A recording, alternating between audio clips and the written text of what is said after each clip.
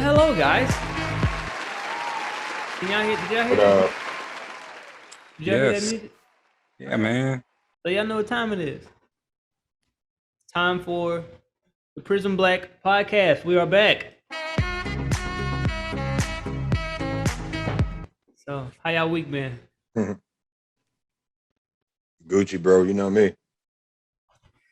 It's been good. Can't complain at all. Always appreciate being asked. Well, I will continue to ask. So, it's always good to know how your people's doing. I've been doing good too. Got a couple surprises throughout the week, but Good. we're good. No, What? not good surprises. Oh, But we are good. But yeah, we're good. You want to speak on it, King? Well, today I woke up and I had a $755 charge on my card from my T-Mobile. And I was like, what the fuck? Shenanigans. So yeah, I mean, but we straightened it away. Luckily, I'm in a position where, not to brag, but $700 coming out of my account doesn't really like hurt me in a way to like while I'm panicking, but it's still a lot of money. I want it back. So I can remember a time where that would have crippled us. yeah, dude, I would have been homeless.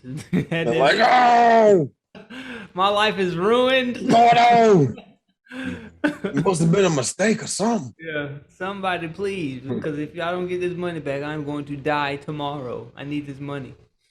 But yeah, You ever had some shit like that hit you on like a weekend? dude, now you can't even go nowhere. That shit's Yeah, you trash, just bro. stuck like Chuck at the house. It was like, hey, you want to go for drinks? I'm drinking water out of my sink. Nice car, no gas. No gas. I'm not going nowhere. Yeah, bro, I was just chilling at the house. You know, I'm a homebody. Yeah, you know. Juvenile was on to something. He said, when you pay, you got mad places to go, huh? Yeah. When you broke, My you man was drove, on huh? something. When you Yeah, paid, you you got broke, you places to go, huh? Yeah, he You don't was on stop, huh? something. You don't think it could be stopped, huh? You ride somebody shop, huh? My man peeped the science. Yeah. Yo, not to get too far off track into the weeds, but we get started. I go by the name of Murphy's Law. 615 is your boy. Now I go by Banks or Banks himself, aka the dude with the $755 T-Mobile bill, aka the dude in the pink hoodie, aka Juice Master, Juice Drinker. Lord Fresh God. Don't forget that one. Yes. And I am Carl Tomlinson, aka Chaos Black. Always a joy to share this platform with you guys. Well, now that the introductions have been introduced, Hey, what's that juice you sipping on, King? bro, that is that finest cran grape, ocean spray cran grape juice. If you know, you know. Yeah, it's delicious. Yeah, currently myself, I'm enjoying this delectable Simple Truth organic apple, cherry, and tropical. Is particularly tasty today. Organic apple. I fucks with the apple juice. No, it's quite delicious. Is your what you said? Simply's? It's that Simply Truth. It's Oh, quite tasty, my guy. Simply Truth. good shit. Is that different from Simply? Like Simply Orange? Simply You Apple? know, yeah, definitely. It's like the Kroger organic brand, I think. Okay. I love Simply apple juice. Best apple juice in the whole universe of universes. Man, you know what I really love? That's a Nashville thing only. What's up? Purity lemonade. Yeah. People don't know about that. You don't know about that. No, It's not even real lemonade. I'll go on the record. It's not real lemonade. It's the most delicious chemical you will ever drink. You know what I love more than Purity lemonade? What's that, Phil? That Purity orange. Talk about it though. That Purity orange is on fire, dog. Look, if I had to go to war for a crate of Purity orange juice, you're dead. I'm sorry, but you got to go. Was it just me or did Jungle Juice become Purity fruit punch? It in did. Nashville. I thought I could have sworn they were one and the same, bro. Okay, so I was hoping I wasn't tripping. Like one day, Jungle Juice just disappeared. There was this Purity fruit punch, and like I still rock with it because it tasted the same. But I just recall like this. I don't know if this is still Jungle Juice. Yeah, Yeah, and Jungle Juice was Undefeated for a long yeah. time. bro, It was always made by Purity. It just wasn't Purity Fruit Punch. It was called Jungle Juice yeah, with the giraffe on the front. With Yeah, no, that I remember that. the red giraffe. That magenta carton or whatever that was Yeah. with that giraffe. But hey, Jungle Juice, they switched up the formula. You new kids have no clue, but a carton of Jungle Juice could carry you all day. Yeah, and it yeah. was 96% sugar. It was Hey, fire. Hey, and I was just about to mention Jungle Juice before you said something, and you know what? That's liquid crack. I'm gonna Yeah, Oh yeah, big fact. delicious. No, though. it was that was like the formula to run skip play all damn day. Some Jungle Juice for me and a bag of Flaming Hots, I think, and that was my F-150 formula to go. Sound like some real What street dudes out here, bro. what's just we just strolled down memory lane. What's Yeah, new with y'all fellas? Actually, there was a lot new this week. yeah, Um, yeah. I'll let y'all kick off with some of the new hotness. Well, um, I saw um, I saw a couple movies this week, and in those movies, they had some previews. Uh, I don't know if was this the same. Trying to see if it was the same preview that I saw in the movies for the Eternals. If it was the one I saw before, I don't think it was, but it may have been. But seeing the preview for Eternals again kind of got me hyped a little bit. Oh, did you So see the newest one in when you went to see Shang-Chi? yeah, okay, so it was a different one. Okay, Yeah, so it yeah, was I think the second trailer. I think it's so a little bit longer, a little bit more reveals. yeah, so I saw that. Um, just just been watching random movies and like random shows. Like we were watching last night, Devil's Line. I hate that show. It's an Devil's anime. Line. Yeah, it's an anime about vampires, and it's Vampire, like yeah. I it's a started love watching that. show. Yeah. Can't get jiggy with it. It's kind of So a dark romance, isn't it? yeah, it was Dark on, but fantasy it's romance. like anime Twilight, and I'm like, I ain't Yeah, yeah. feeling like I'm not What's feeling this it, bro. obsession people have with falling in love with a vampire? Is it I like have no idea. the Vampires suck. seductive aspect of it? They really do, bro. They're basically spiders, and spiders do so. So, Yeah, they just but get you a werewolf. you're a You know what I'm real saying? one. You know what Get I you a mean? werewolf. Ow, ow. Let us carry you around. Well, Big fact. not us, but my Yeah, I kind that mean, I'm spoken for. My wife will kill me. She heard me say that. nah, but But get you a wolf pack. Like wolf yeah, pack has get a you a better wolf, ring bro. than vampire. What a vampire for? What would they be? Hive, drove, Coven's witches, right? So a vampire nest. Yeah, Vampires can't even protect you during the day. yeah, that sounds gross, Can't even nasty. go to yeah, the beach. yeah. You know what? I'm with you guys on werewolves over vampires, but Blade is my guy. Yeah, Blade is Blade my cool. guy. Yeah, But Blade Blade cool is though. also a daywalker. Yeah, He's yeah, technically a vampire. He's a half breed vampire, yeah. which is He ain't kind of different. 100%. He ain't 100%. He ain't one of those blood sucking He's a vegan undeadly. vampire. He's like a vegan vampire too, isn't he? Because Yeah. he eats like So animal it's blood. like he's like a low carb Okay, vampire. yeah. Keto vampire. Keto vampire. Yeah, So, yeah, yeah. he Speaking of ain't biting Blade, folks, but he definitely got that little serum. He'll drink some blood if he got to, but yeah. Speaking of Blade, he's in a new video game, isn't he? What I game? don't know. I haven't seen I haven't I been was gonna playing like mention a some new games that are coming out, but go ahead since we're here, Carl. Why don't you go ahead and tell us more about this one that Blade's featured in? Well, I was hope I in all honesty, I was hoping that you would go into more detail about it since I think you guys are more knowledgeable more so about games than myself. But I don't know about that one. but but I know I know that preview, the Wolverine preview, and the Spider-Man 2 preview. Mhm. A lot of people are buzzing about that, but I would I'd much rather you go into detail about because I don't even remember what the title of that game was called. Um, it's escaping me right now. What's it called?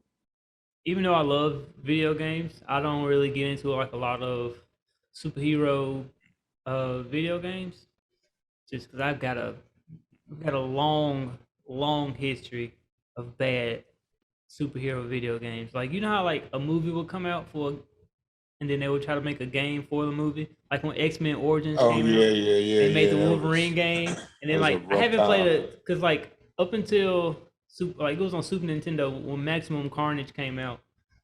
I remember that. Video So I, games, I expect that to be heavily represented in this new Venom. But yeah. go ahead. My light's flicking. Video games that were mocked after like either movies or like superheroes were just not good. So it's like I kind of like stayed away from them until like I played Ultimate Alliance, of course, but and Injustice, but a lot of That did, I feel like, change with this latest Square Enix Avengers release. Because that's the first video like, well, I mean, the Injustice games were kind of cool for a little bit. They were fun at first for a long time. But I feel like with the Avengers launch, we kind of got into, and then of course before that, the Spider-Man revamp, and it's kind of set up. Spider-Man was a good one too. Yeah, that set up like a kind of whole revamp on the adaptation of superheroes into video games, and the red carpet just rolled out on a bunch. I actually did not watch any of the trailers for it, just kind of caught the snippets. But Carl already mentioned we've got Spider-Man 2, not to be confused with Spider-Man Miles Morales, because I thought that was, and it was sort of a side sequel, an indirect like sequel to Spider-Man, but not a direct sequel to the Spider-Man that came out 2 years ago. Yeah, it's pretty much So this will be of Spider-Man. It's kind of a what? Just like a reskin of Spider-Man. The Spider-Man game that came out was kind of just like a reskin of that. It was like the same engine, but they had PS5 version and just. Well, I mean, it was. They were also expanding the story and universe because Miles Morales does appear in that first Spider-Man, and you have a little bit segment of the game where you play as him, just to progress the story along. But overall, it's just what I've begun to pick up on is Marvel drops little hints in the video games in licensing. A big part of what killed Marvel versus Capcom Infinite, beloved franchise, but it was basically a Marvel MCU makeover. And when you remove, some of our favorite characters to replace them with MCU skins of Marvel fighters, it's just kind of like, eh. But we've got Wolverine, we've got Spider-Man 2. Which one is Blade featured in, Carl? Because there's a Guardians of the Galaxy game and was it Marvel Sun Blazers or something? Or what was it? It's Sun something. Sunrise or something? What is it? Yeah, I think that's it. It's I think Will's the closest Sunrisers is because it's like Blade, Wolverine, a whole completely new character, and it's I forgot, man. I don't. It's not even popping up. Look it up. No, I'm trying to look at a new Marvel Sunrisers game. Like, damn, Google. Midnight Suns. That's what it was. We call them Sunrisers. It's not crystals, bro. Dear Marvel, please forgive us. Midnight Suns. Dear Wolverine, please forgive me. Apparently, this is a darker side to the Marvel universe. So, who's do we know who the characters are featured in this? Have either one of you watched the trailer? Because I have not watched it. I've seen the trailer. I've like the character list is completely random. It's not it's not a list of characters who you would think will be working with each other. Like because I believe Captain America is in it.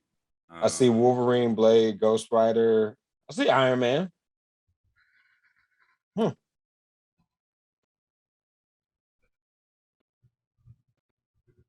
You could team up Blade, Captain America, and Captain Marvel as the Midnight Suns superhero team to battle Isn't like magic supernatural foe Lilith. Huh? Isn't it that one character from the Runaways who's like the magician? Name. Forgot her name. Where they're battling against a supernatural foe, Lilith. What? Lilith? A tactical RPG. So I don't know if this is something like Ultimate Alliance, maybe, or yeah, it's probably like something like Ultimate Alliance. Well, it's kind of from the looks of it. It looks like a real RPG, but like you just play with Marvel characters. What's that old game that used to be in the arcades that had a wizard? Was it Gauntlet Legends?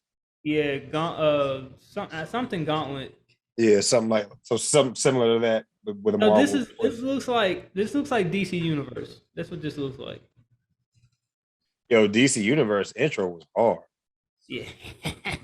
that was one of the for years. I was wondering if DC would ever capitalize off that and just make because that would be a good short film or just standalone film on its own. Carl, the story of how Lex Luthor, in his passion to kill Superman, kicked off a war that almost consumed the planet, but opened the gate for Brainiac to take over. So Luthor decides to go back in time, to stop himself basically from, bringing about the destruction of the world. And with him, he brings some tachyon, something to release into the atmosphere to give the planet a fighting chance. So everybody gets an activated superpower, with whatever, like random selection with that. But it was an interesting premise of a game, but the opening scene was just this all-out brawl between the Justice League and the Legion of Doom and Wonder Woman, Flash, or Green Lantern getting wrecked. Yeah, Adam. Black Adam doing what he does best. It was hard. It was a good little way It's to kick old. off. So, but if you go watch it. Yeah, you can go on YouTube and still watch that, but it's a good. If you got 6 to 8 minutes to spare, it's worth a watch. I haven't played the game, but I've seen that. I've seen that trailer before. I've seen it a few times. Yeah, that is a very hard trailer. That's the same one when the Joker is somebody's about to kill Batman. He's like, wait a minute, nobody kills the Bat but me. Grabbed the bazooka and let it fly. Blew. I think he blew up. Who was trying to? I think it was Deathstroke. Yeah, it was Deathstroke. About to kill Batman. He was beating the shit out of Batman, or had him hanging upside down. He was beating him with a stick. He went full pinata on Batman, bro. But yeah, good old times. What else? Anthony Mackie. Yo, this guy just can't stop, won't stop. Papa Doc has come a long way. Allegedly, he has been cast in a new live action Twisted Metal show. React. Shout out to Anthony Look at Mackie. the silent approval. Both of I wish the audience could have seen the look on y'all's faces. It was just kind of a silent, like, I could see y'all both got a formulating process, and they're like, yeah, not upset with that. Like, we all look with Twisted Metal though, because like it's long overdue, in my opinion. I love Twisted Metal, especially Twisted Metal 2. But how are they gonna do that in a live action sequence? Because like once the car gets destroyed, right? Probably like Death Race. Yeah. I mean, it's not okay. Because like on Twisted Metal, even though you would destroy a car, which was like for that level, but like the cars that you also destroyed will come back on the next level too. So it's like, well, remember in Twisted Metal, they're all dead. Oh yeah, it's an afterlife tournament. And they're trying to get a wish. Yeah, they all get one wish. Yeah, everybody's dead already, so they can. Because what I felt like has happened. So first things first, for those who don't know, Twisted Metal is one of the first, I think, launches on PlayStation console, like at home Sony exclusive, right? Yeah, it was on the OG. It was on the PlayStation demo disc. Yeah, it's an OG PlayStation game, set the tone. About the time Twisted Metal 2 dropped is when I was introduced to PlayStation. And the cover features an ice cream truck with a clown on top, who is an iconic character, Sweet Tooth, aka real name Needles Kane. But the premise of the game is basically a tournament for the dead. All of these characters live some crazy lives or whatever. But either way, something happens. They all end up in this tournament, and essentially it's hosted by this figure who I guess is Death, the living embodiment of Death, or the devil, or something like that. Is it Mysterio or Mephisto? He's like a Mephisto. It's Cagley something, I think. It starts with a C, but no, it's Catalyst. It's something. It started with a C. Twisted Metal. Calypso. Man. His name's Calypso. Calypso, yeah, Calypso. I did not. I remembered it. I didn't. I was about to use the power of Google, but I remembered it. I felt like over the years, ever since Twisted Metal, every time we get an iteration like the Death Race franchise, anytime we've gotten some show or movie that has to do with cars, racing, and a death match, it's been an homage or in some way kind of a nod to Twisted Metal. Because all the shows that I've seen have kind of built off that same sort of premise. One end all be all race, and the winner gets, whatever, this wish or some grand prize freedom. But it's a concept we've seen before, but I'm looking forward to it. Yeah. If Anthony Mackie's the first cast, then I'm interested to see what the rest of this cast is going to look like. Yeah, what if he plays Thumper? With the pink Cadillac? Yeah, dude. Yo, Thumper was a total noob character, but he had the flamethrower on the whip. If you could manage to use Thumper, because he had strong defense, I feel like. He had good control and strong defense, but his guns was weak. But that flamethrower lasted. Terrible. Yeah, the flamethrower would outlast a lot of stuff. You could, it took down opponents quick. I used to play with him, Grim on a motorcycle. I hated Sweet Tooth, of course. And who was the dude that was actually Death in the 18-wheeler? I forgot, but I used to play with Quattro. I'm going to, you know what? Forgive me, game gods. Yeah. Hey, well, if y'all was in Twisted Metal, what car would y'all drive right now? Remember Axel? His arms was in the wheels. Yo, I'm looking at some of these characters. I can't believe, this is gonna be a sick ass show. But there's a character named Axel where literally he's the wheels. His is a big hoverboard. His arms are in the wheels. Google this shit. Google some of these characters. This is gonna be fun. Let's see, Dollface, Mr. Grimm. I remember Dollface. I think she was one of the only girls on there. It's like three. Yeah. It was like 2 or 3 girls. Remember Minion, No Face, Mr. Creel, Mr. Ash. This could be a very fun TV show that could spin off into a bunch of things. Video games, movies, sure, a couple of graphic novels and comics might pop out of it if there aren't any in existence already. Bro, I remember Axel, bro. This shit. Yeah, bro. Bro, this shit was stupid, bro. He got hit. Yeah, bro. That man, he had wide open target, dog. He get hit with any bullet. Game over, bro. Any bullets, it's a RZA. If I recall, his defense was low on purpose for that very reason. But yeah, it's gonna be fun. I remember the cop car. It's gonna be real fun. Carl, your thoughts? No, I enjoyed Twisted Metal as a kid. I have to be honest, I didn't pay attention to a lot of the characters. I mean, it was mainly a great game to play with like a bunch of people, especially like your friends or whatnot. Like you invite them over to the house, whatnot. But no, I'm very much so looking for. You said it's a TV show. It's gonna be a live action TV show is what this is. Yeah, man. Oh, that's gonna be even better because at first, like when you mentioned, I was thinking that it as a movie, but no, a TV show would be much better, especially if it's taken more so on the serious side and like you said, these people get like a second chance. Oh man, this would be dope, especially rated R. One thing that really stuck out to me about the game was all the characters came from like these really effed up backgrounds. Yeah, it was kind of a segue. It was all in hell. Yeah. Basically, the match it's hell, basically. But it kind of reminded me of a game that predates it that came out on Genesis, I believe, by the name of Eternal Champions. Similar concept. Yep. But remember the black dude on the cover that looked like a future, I don't know, he looked like my idea of Blade and Bishop mix. Yeah, he looked like Blade. Like a Blade, but like if he was a futuristic time traveling, patrol agent, time agent or whatever. But Eternal Champions was a kind of a fighter 2D, but the same premise. All of the characters are actually dead, and the winner of the tournament gets a wish. So everybody is highly motivated to win. The difference is everybody kind of die. Like whereas Twisted Metal, everybody dies, and they come from these dark, twisted lives anyway, so they were kind of always tragically destined for hell.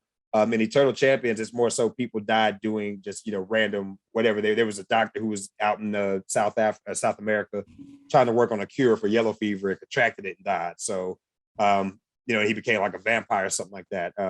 You just got different scenarios, different instances, but this is going to be fun. I think it's always an interesting theme to toy with. Bro, Eternal Champions had some of the most difficult fatalities to do ever. Yeah. Like that was it's like you didn't even know when to do them. It would just be like it didn't tell you how close you needed to be. None of that. It was nothing, bro. It was just like I don't think I ever saw one. I learned how to do them eventually. I don't know how, but I learned how to do them eventually, and it's like they had some pretty cool ones. They weren't like Mortal Kombat like level cool, but like they had some pretty cool ones. So yeah, that happened. I know DC Movies released a trailer for Injustice. Yeah, that is coming. It's about to get real. I didn't think they could go darker than Justice League Dark. And if anybody, have either one of you gentlemen seen that? Yeah. You seen it or read it? There's either or. I read some portions of it, not a lot of it, just because a lot of people were telling me to read it. But no. Yeah, I'm very much pro read over watching the movies. They got a movie version for it? Yeah. It features Constantine, but Justice League Dark was it's exactly what it suggests in the title. They decided to take it to Apocalypse, and Apocalypse, Darkseid, who is the big bad of the DC universe, and Darkseid does what he does best. So much to the point that it took a flashpoint to reset everything. And I'll say that without spoiling, but it was an entertaining movie. It was a solid battle. So worth the watch, but it was pretty dark. It wasn't your typical every Justice League movie up to that point had been them as a team and the Justice League being the Justice League, Yeah. And the prequel, it was a hard pivot. Yeah. Is it darker than Flashpoint Paradox? Yes. The prequel to I'm about to watch this shit. The prequel to that one, the prequel to Justice League Dark, Constantine City of Angels is pretty dark as well. Yeah. All the now that you mentioned it, Carl, the Constantine films features have all been, and respectfully so, rightfully so, because Constantine very much plays in that world of dark magic and evil and hell, good versus evil on the surface level. Yeah, Banks. Yeah, Banks, man. I would recommend you watch Constantine City. I think it's called City of Angels. Okay. Whatnot. Then watch. I've seen it on some platforms. I'll watch it though. I love dark. Yeah, worth to watch. Animation. Super worth to watch. But yeah, Injustice is about to get even darker. That story, for those who aren't familiar with the game or the graphic novel, but it takes place in the alternate Earth in the DC multiverse or universe. But basically, it's a look at what would happen if Superman decided, if he lost it, if he ever snapped. The motivation is there. This is going to be a solid movie. We know how it's going to play out, but do you think they're going to show the scene? You know what scene I'm talking about? I haven't seen. So what makes Injustice as a story super dark, and I'm just going to spoil it because at this point, if you haven't read it, it's been out for a while. We're 2 games in, but Superman does kill a kid. He murders young Billy Batson, right? He murders who? Billy Batson. Shazam. Lasers him right through his eyes and melts his brain just straight up. He just So, and that's not the first time, because right off the bat, Superman establishes that he's lost it. He murders Joker in the story. So yeah, I remember that. Yeah, so it's just like, oh shit, Superman done lost it. So I mean, I don't think they could tell this without showing it. But I mean, when I say showing it, I mean like the actual, because it's certainly a moment. If you've ever wondered just how far Superman could go, like taking off, letting the reins go, that's one that I would put in the top 10 of holy shits.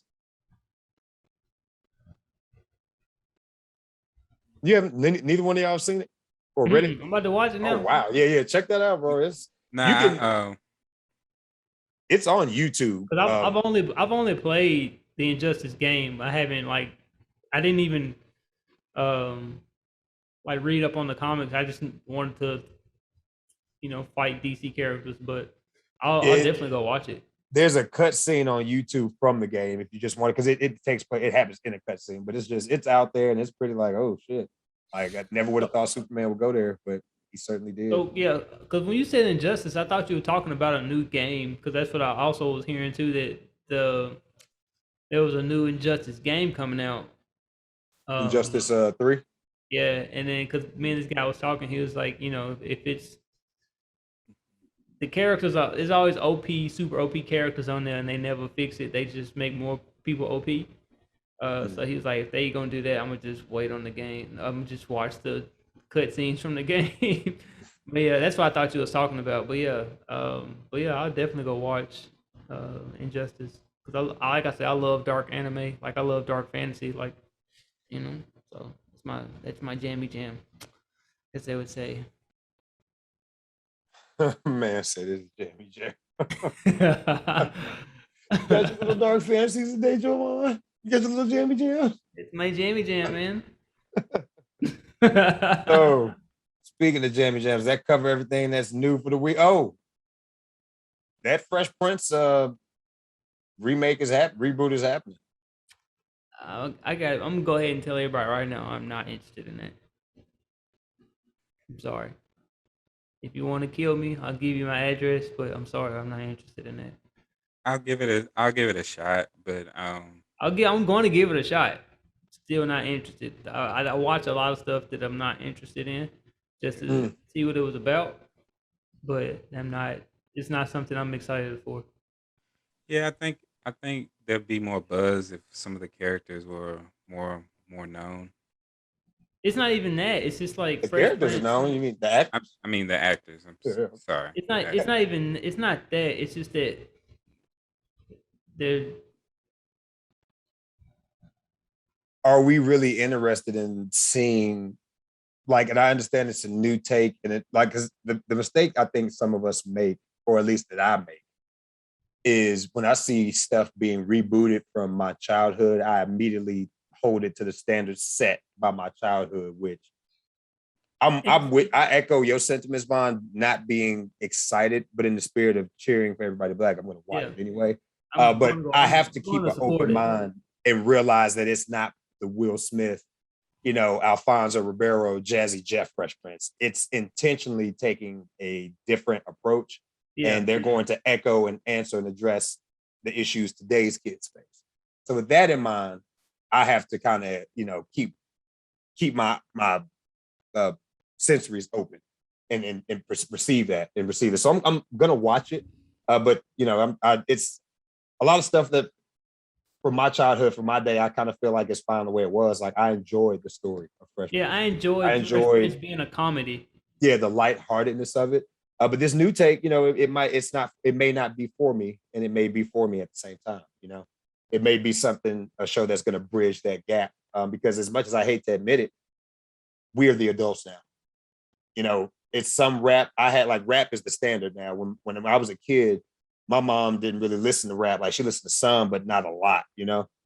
She came up in that era where hip hop kind of transitioned, R&B, all that. The change from disco, 70s, all that. But today, I like my rap, the rap I grew up with.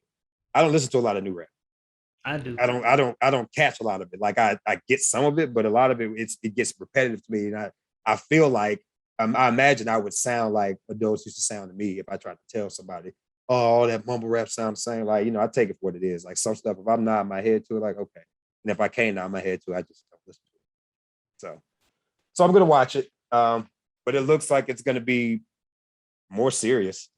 Yeah, and that's what I'm not liking. I like Fresh Prince as a comedy. Like, I don't need to. I had enough of just because Will wasn't a tough guy.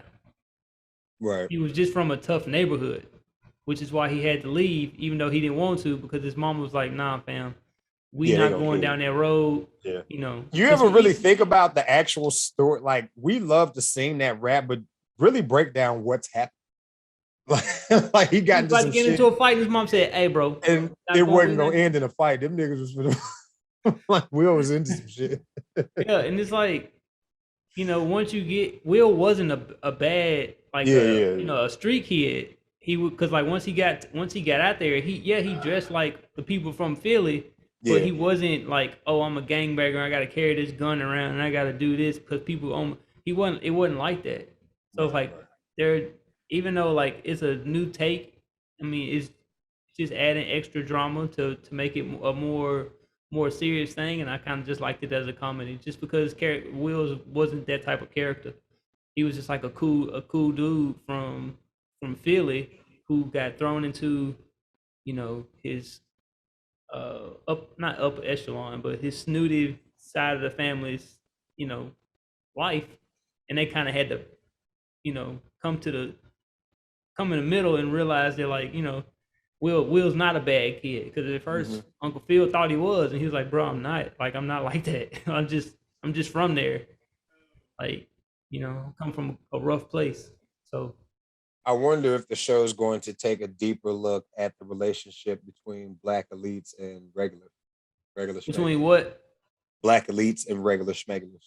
Oh, Well, because that was a part of the underlying joke of the yeah. I original mean, show. Like, mind you, Bel what Air the is very much the 1%, 2%ers of the nation, right? To live there, that's a closed community. You can't even get in there if you don't know somebody that lives there. It's an invite only situation in the community, right?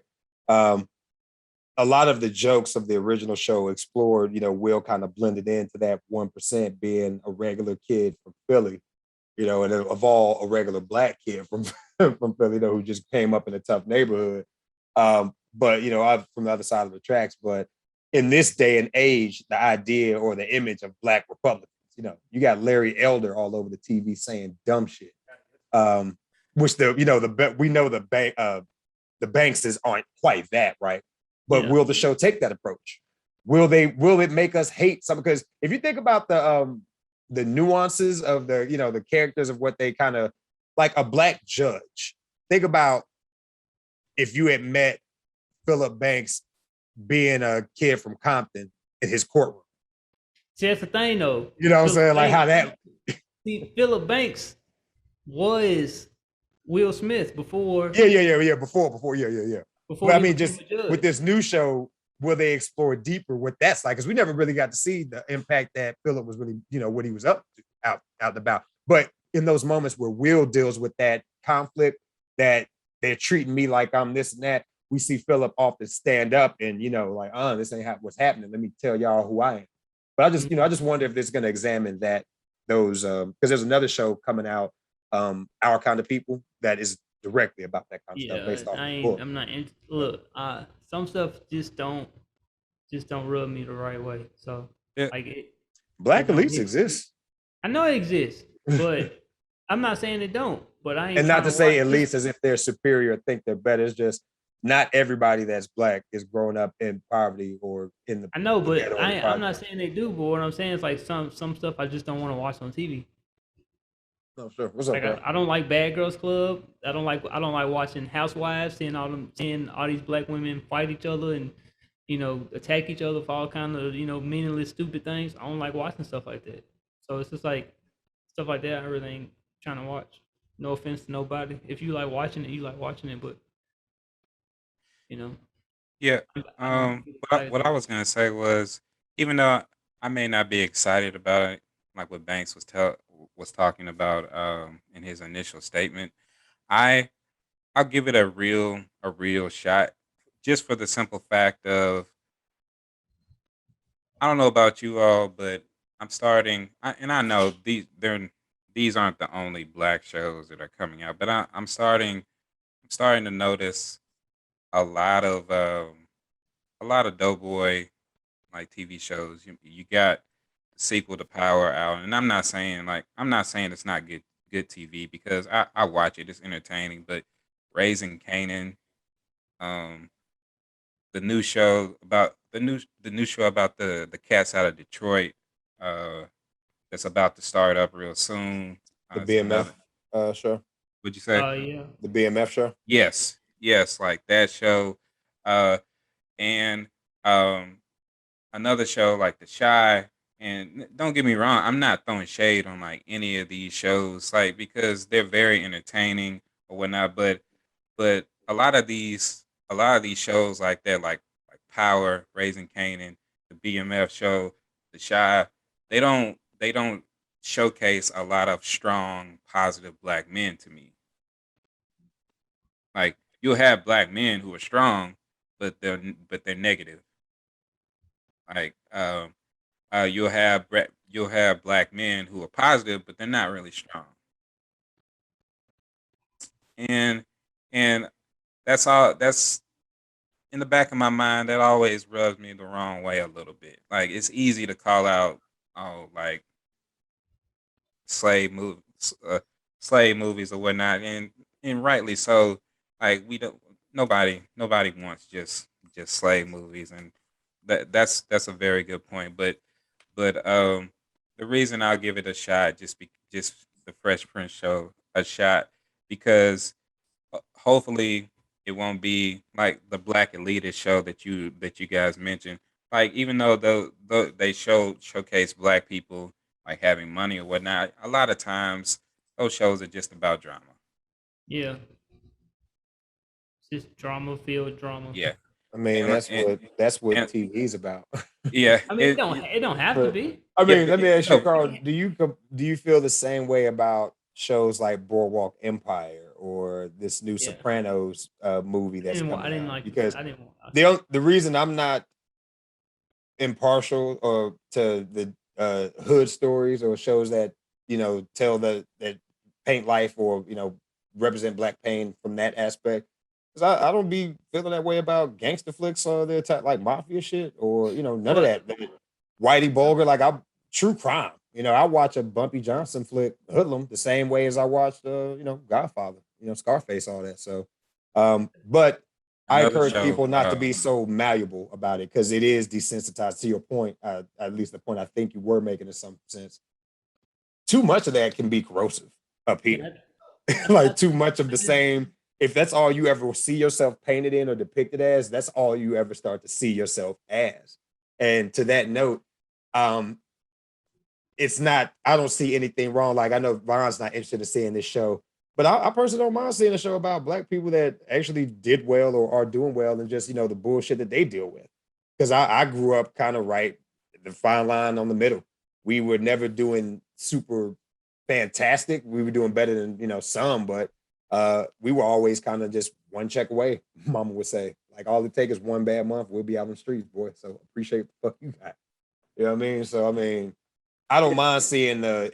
It's kind of for me a point of reference. It's interesting to see people who actually were like what I would consider elites, because I never thought that people could get that high, and I'm sure I had friends growing up who used to think I had it good.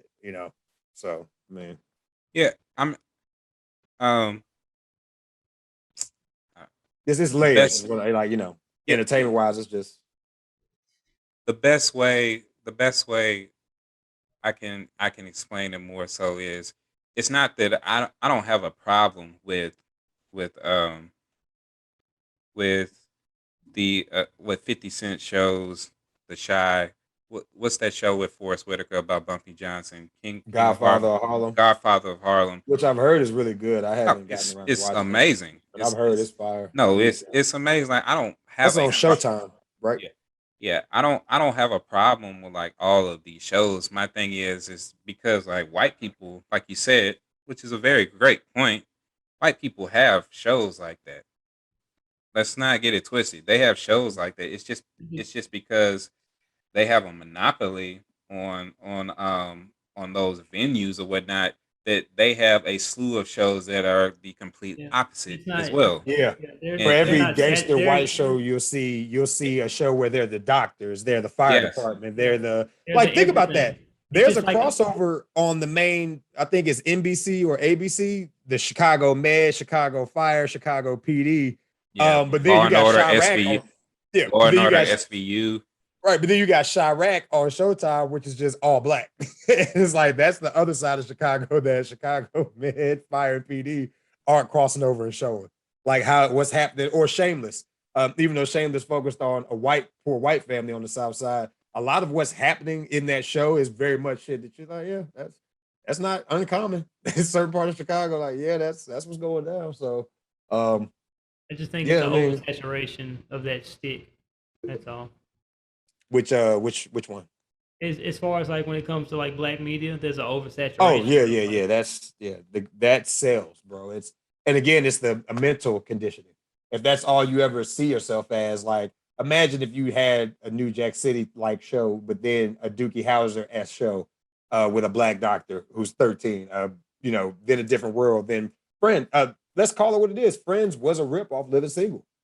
yeah, Living it Single was. was out doing like Friends directly ripped off Living Single. So having those shows lined up and being able to see yourself represented in, because Living Single was a show about very much regular career black women succeeding in New York City. That's what they were doing. You know what I'm saying? Everyday life. And it's important if we didn't have a plethora of that. So yeah, to your point, Carl, it is, they would have that for a gangster. You get 5 or 6 shows that show them in a positive light. Yes, and that's my only thing that I'm saying. Like I don't think there's an issue with those shows that we just named. It's just the fact of I believe we need just as much representation of like the opposite. Like prime example, like the show you just mentioned, like when we were growing up, I think right around the time you and I were at Meg's, one of my favorite shows was Smart Guy. Yeah, yeah. Remember Man, Smart Guy. Underrated, underrated I black always show. wanted to smack the back of his head. Taj Mario, I'm sorry, dog. If you hear this, I'm sorry. I always wanted to smack the back of your head on Smart Guy. Fade was a little too crisp, huh? No, it was not even that. It was like the back of his head was like big as hell, and he had that line. Like his fade was like a lion. So just like it just, he just But cuff it. yeah, It just, wow. but no, but the most underrated black show, in my opinion, Smart Guy. Black single dad holding it down, raising three kids, hilarious. They solved real issues. I mean, Yeah. for a show that didn't have comedians in it, had me rolling. But I mean, For a while, UPN had a nice little lineup of black shows showing black people doing very much regular, kind of everyday shit and doing it well. yeah, And they're throwing that way back before. I'm thinking before they became the CW. I think shout out to the Mowry family because all of them are doing well. Like the Mowry sisters, Tia and Tamara, Taj. I think he got into some tech. And still acts and stuff like that. But I think like he made some tech investments. Like I think they're. I mean, not. I think I know they're all doing very well to have been. You don't see a lot of black child actors self-destructing, and I may have to walk that back in a later You episode. might want to go ahead and walk that back, But hold Playboy. up, black like how many? it's not a lot. Orlando Self. Brown, Like I said, a lot. I didn't say they didn't, but yeah, Orlando Brown. yeah, he's one obviously. He's the only Who one that else? comes to mind. No, you just have And to. yeah, I'm doing a compare, not to compare people's tragedies, but when I think about the comparisons on child actors that self-destructed on the way up, and like for everything that they were exposed to, the marriage with the point I'm getting at is they've done very well because they literally grew up on TV, I, and you I don't can see that a lot. Like I kids that grow up on TV. Yeah, Go I ahead, can Carl. think of one that had mental health issues, but I wouldn't say he self-destructed. He was just sick. Well, yeah, and let me not say self-destruct and be insensitive because there's a lot that gets thrown on and introduced to kids that I've never been privy to in that aspect. So Yeah. I very much don't know what the F I'm talking about. So let me just walk that one back. No, I'm But not saying I'm not saying you were at fault. I'll say his name. Like take for example Lee Thompson Young, the famous Jet Jackson. oh yeah. Yeah, like I I'm a- wouldn't consider him a self-destruction, but I would just say he was just struggling with mental health issues. But no, another show from our childhood classic. But yeah, he was like a real life He was the first hero. Disney star. Yeah, Disney. Yeah, Lee Thompson Young, man. Shout out to the famous Jet Jackson, dude. Silverstone.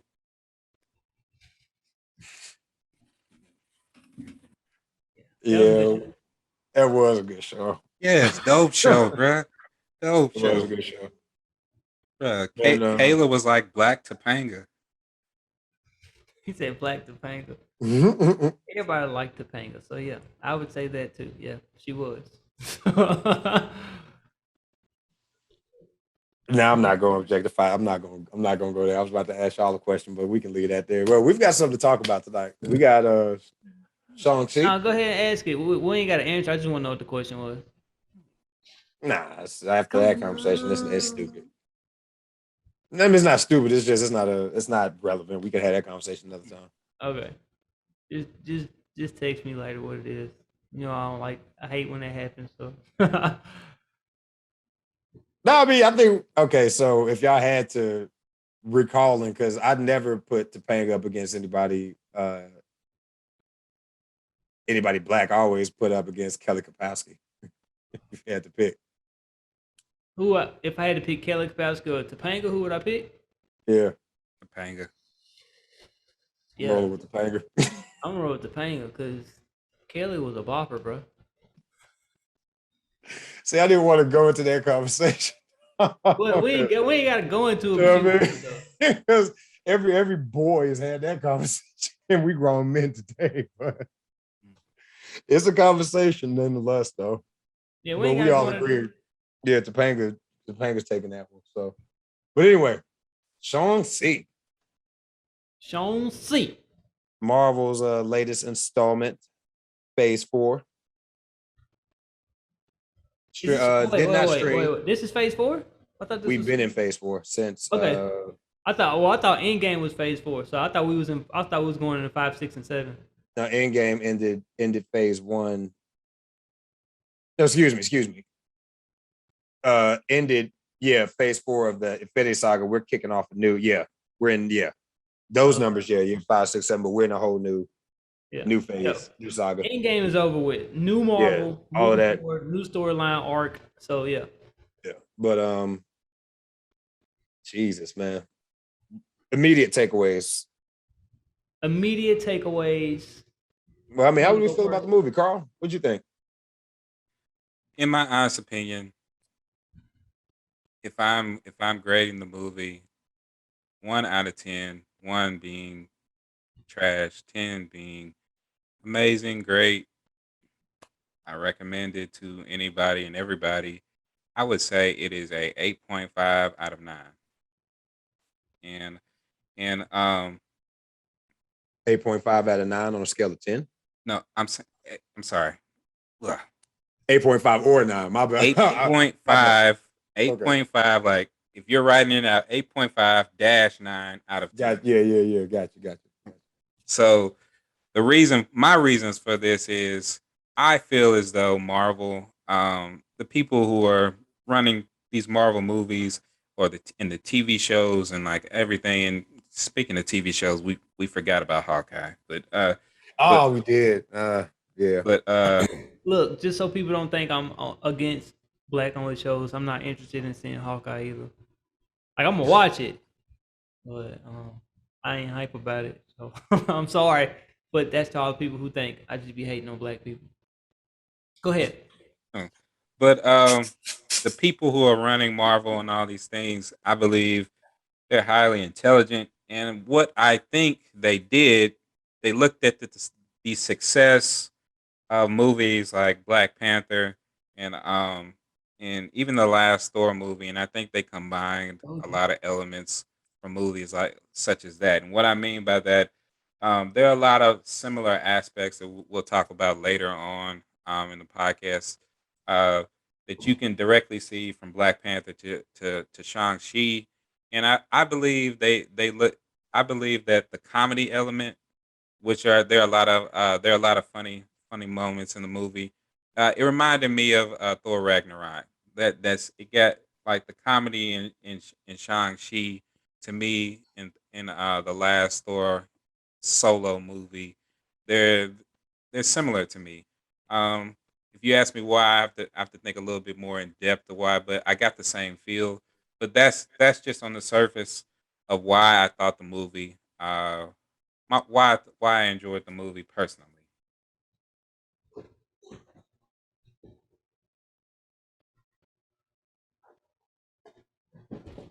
Oh, sorry. Dang, man. Sorry. Yeah, all right. Yeah, but yeah. Okay, I'm gonna go next. So, uh, eight. You know, 1 to 10 rings. I'm gonna give it 8 rings. Uh, I think this was a really solid movie. Things like yeah, it was a really solid movie. I mean, granted, I had some takeaways, you know, but uh, it was look, man, them fight scenes, boy, them fight scenes was on point, like, bro, just super. Is Simu Liu an actual martial artist? I have no idea, and I don't care because it was fire. It could have been completely made up, bro. It was fire. Like them fight scenes on there, like especially like the fight scenes between the dad and Shang-Chi at the end, where they're actually using the rings, fuego. But um, I give it an 8 out of 10 because like some of the comedy felt forced. You know, there were certain people in the movie that um, you know, I just wasn't feeling, dude. I just wasn't feeling them. Like I just wasn't feeling they jokes. It was just But beyond that, it was a really solid movie. Um, really solid plot line. Uh, a couple little, you know, uh, well, how would I put this? A couple. What is it? What's the word you're using? MacGuffins. What's the word? Plot MacGuffin. Pop MacGuffin. A couple of those. So, um, but yeah, man, it was a solid movie. I would definitely recommend it to anybody that asked me about it. I'm definitely recommending it. It's probably one of the best Marvel movies I've seen. Uh, it will be up there. It was just real solid. Um, I just don't like the. I don't like the. I didn't like the way they implemented Tao Lo into the movie because I think they created some problems for itself, and I also didn't like how they added additional elements to Shang-Chi's like backstory and his like lineage because that in itself creates problems too. So, but we'll get into that. I can get into that after Will gives his take on the movie, but because it'll be kind of long, so I don't want to like drag on and you know I'll let Will go ahead and get his take before we do that. Yeah, I enjoyed the film. Like I said on the last episode, it was well done, very well executed. I asked if Simu Liu knew martial arts for real because he was that convincing in his Oh project. shit, Apparently, he does not. He had dude! little to no. What up? I thought you was asking me was the martial art they were doing a real martial art. I'm Yeah, it was thinking real. you They asking were yeah doing. the actor does he know martial arts? I don't know. I do know one of the dude who what's his name, the main henchman with the mask. He does Mhm. martial arts for real because I watch him a lot on Instagram. Yeah, yeah, yeah. So Lou did not know martial, but he was a stuntman. He was born in China, immigrated to Canada. So I do know that in the Chinese stunt school, because this is how Jackie Chan got his start, they teach them fighting to a degree. I don't know how much they learn because I guess they learn some sort of different martial arts in learning how to be stuntmen, taking all that. Um, but I don't know if Lou got his start over there for at a young age because most of them do start very young, or if that's something he picked up in Canada. But what's up, girl? Yeah, no, that's a very good question because before I even saw the movie, like I was looking up his background and I didn't see any martial arts like movies. Like Oh, so, that's he didn't. They had an onset. I guess they trained because the kung fu they're doing, the fighting they're doing is elements of kung fu, and I'll have to keep reading to see if there's any more. But apparently he knew little to no martial arts before taking on this role, but he already had the look and I guess natural athletic ability. He looked very convincing in what he was doing, and I'm typically not a fan. I'm an edited fight because the camera does most of the work, but even edited these fight scenes, like Vaughn said, was you know uh Very DAS is pretty. dope as shit. You know what I'm Yeah. saying? It was Like just so. very crisp, very smooth. It's just they didn't look, you know, Now, don't rigid. get me They didn't look like wrong. they was. As a longtime fan of kung fu movies, I don't know what the proper term would be. Classics. I've seen every fight scene out there that you can think of. I've seen some dope fight scenes. These aren't the best fight scenes I've ever seen in my life in a movie. I can point you to the Morantu films if you want some dope fight scenes, and that you can look at the Raid 1 and 2. We on the night. You go look if you want some dope fight scenes. You go look at those movies. Bro. Those are some fight scenes with no editing, no choppy. Like it's just straight. Yeah, you could tell that was all one steady, good long shot. But with that said, Shang-Chi, they brought it. They brought the smoke early. The movie set the tone. I had small drawbacks, but then I had to come outside myself for a moment and remember how I would have felt at the time of the release of Black Panther if anybody non-Black would have tried to tell me anything they didn't like about the film. They would have got a swift SMD. So the things that I didn't like about this film simply aren't for me. And I'm fine with that. The little nuances that the comic nerd in me versus the cinema film lover in me, there's some clash there, but nothing that can't be fixed or, that's gonna prohibit me from recommending this movie. I give it about a 9 out of 10. Definitely one of the better standalone films in Marvel. And overall a good film on its own. It did for the representation, like I think for Asian culture, exactly what Black Panther did for us, how that must have felt to not see an over stereotyped character and see yourself represented as such, because we've talked about the representation or lack of from a Black perspective. But you can go back very much to the very public conflicts Bruce Lee had. And I can't speak to lack of representation from an Asian perspective, but they took his show from him and cast a white man in it and kept his name. If for those of you who don't know the legend of Kung Fu, and some people love David Carradine, but that was Bruce Lee's show. He pitched and they said, nah, it's not going to work. And then took a white man and cast him in it and kept it the same. And the show Warrior came out or is out, and you can watch that. I watched on Hulu. I think the license was through Cinemax, but it's based off Bruce Lee's original idea. So it's not with and think about stereotypes of Asian stereotypes you've seen in Hollywood over the years. Very much for a while there, I think the general consensus was if you were Asian, you were either really good at math or knew some form of fighting. Now that's not coincidentally. That came from what representation was put out there. So this movie did a very good job at addressing, I think, a lot of the issues that in that community, and it was stand-up film. And I hope as many people go see it and enjoy it as I did, because it's worth that money. But okay, so with that, you say it was over talking about stereotypes. It's like you have to know some kind of fighting. The whole movie was about fighting. Yeah, I was talking about in comparison to just it being the only thing, because the film went deeper than just fighting, just blanket martial arts on top. And because some of those movies I love, there's not much of a story there. Some of those classic movies, not much of a story. Something happened, now they all got to die. Yeah, I got to go avenge somebody, so let's go fight. Look, I love it. That's how it really is. That's how it really is, though. Because let's take. That's not how it really was, Jovan. We didn't grow up in. No, I'm talking about let's say the given situation. All right, so let's take. Okay.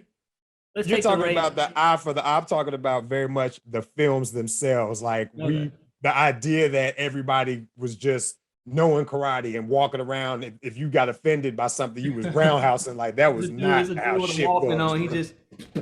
Yeah, that's not how shit was. That was a poor representation of Why are you Asian fighting me culture. for?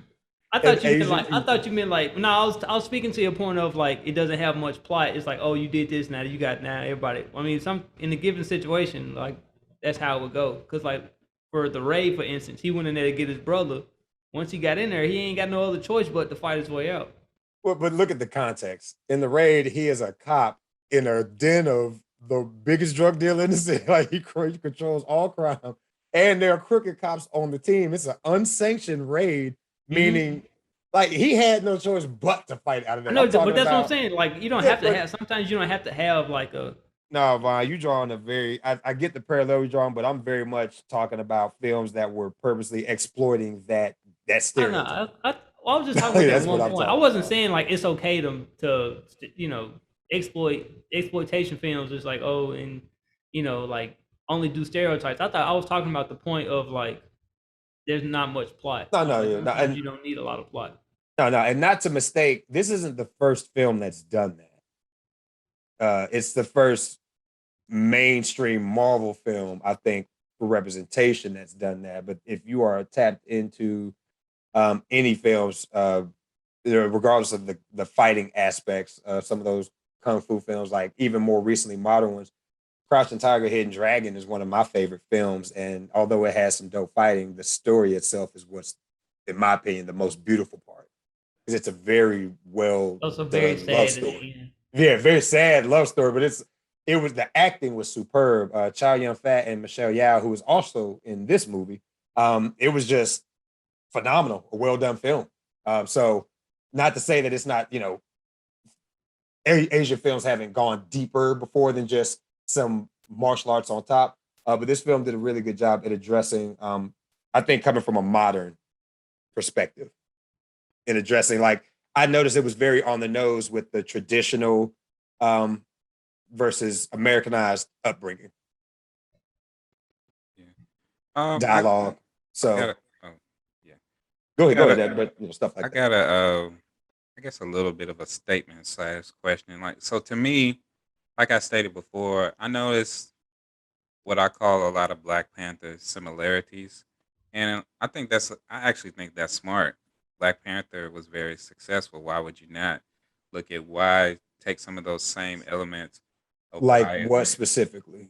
Okay, so Shallow. so the main villain in both movies, if you notice, the world, um, cruelty from the world kind of shaped them in their evil nature for the movie. What makes them the villain in the movie? They get that from um from from basically the cruelty of like just everyday life that they grew up in. As far as like Shang-Chi's dad and Killmonger, then um both if you look at it if you look at it in both movies, What and cruelty outside did Shang-Chi's dad face? Yeah, that say man was a villain from the jump. say what What cruelty Shang- did Shang-Chi's dad face? surviving. So pretty much just I mean he grew up in a kill or be killed world. No, I no, mean he didn't. He got the rings and became a warlord. Like he was Yeah. going around murking people. no, I'm He, saying, but he was a warlord before he got the rings. well, I'm saying he became like a more of a tyrant warlord when he got the rings because he, Yeah, like yeah. they said, I'm not disagreeing. I'm not disagreeing with you in that way. What I'm basically saying is that that mentality, kill or be killed, or like I'm going to conquer stuff. Like he had that before the rings. It's just like when he got the power, it just made him more of that. I don't know.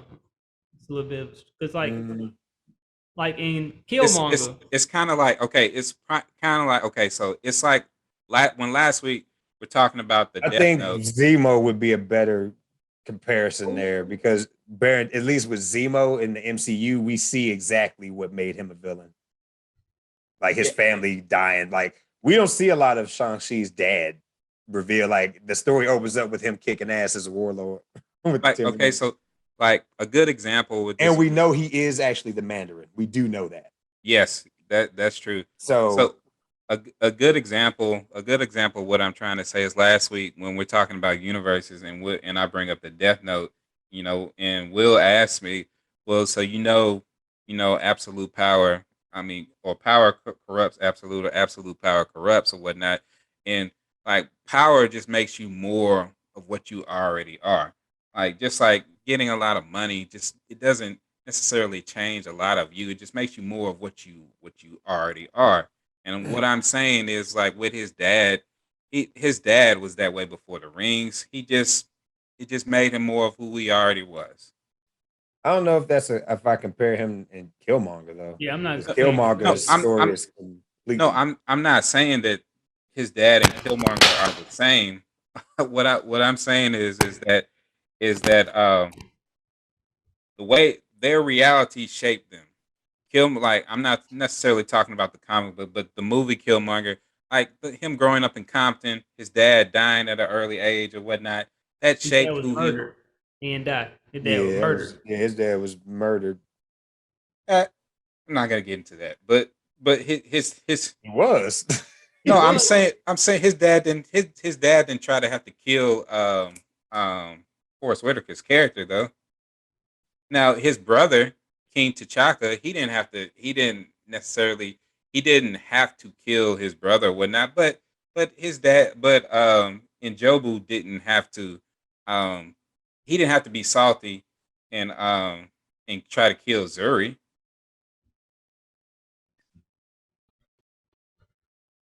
Go ahead and finish your point, because I don't want to get into a rabbit hole on my But lack of but what understanding the parallel. Go ahead. but basically what I'm saying is like Killmonger's harsh reality shaped him. The Mandarin's harsh realities growing up shaped him. Um, uh, they're both trying to find basically an unknown hidden city that's not really known to the outside world. That's pretty much impossible to get into. Um, if you look at it, the showdown. There's a showdown in each Black Panther Was and Killmonger ever lost? I don't think he Killmonger was. knew where that shit was at. I know. Yeah, he knew where Wakanda was.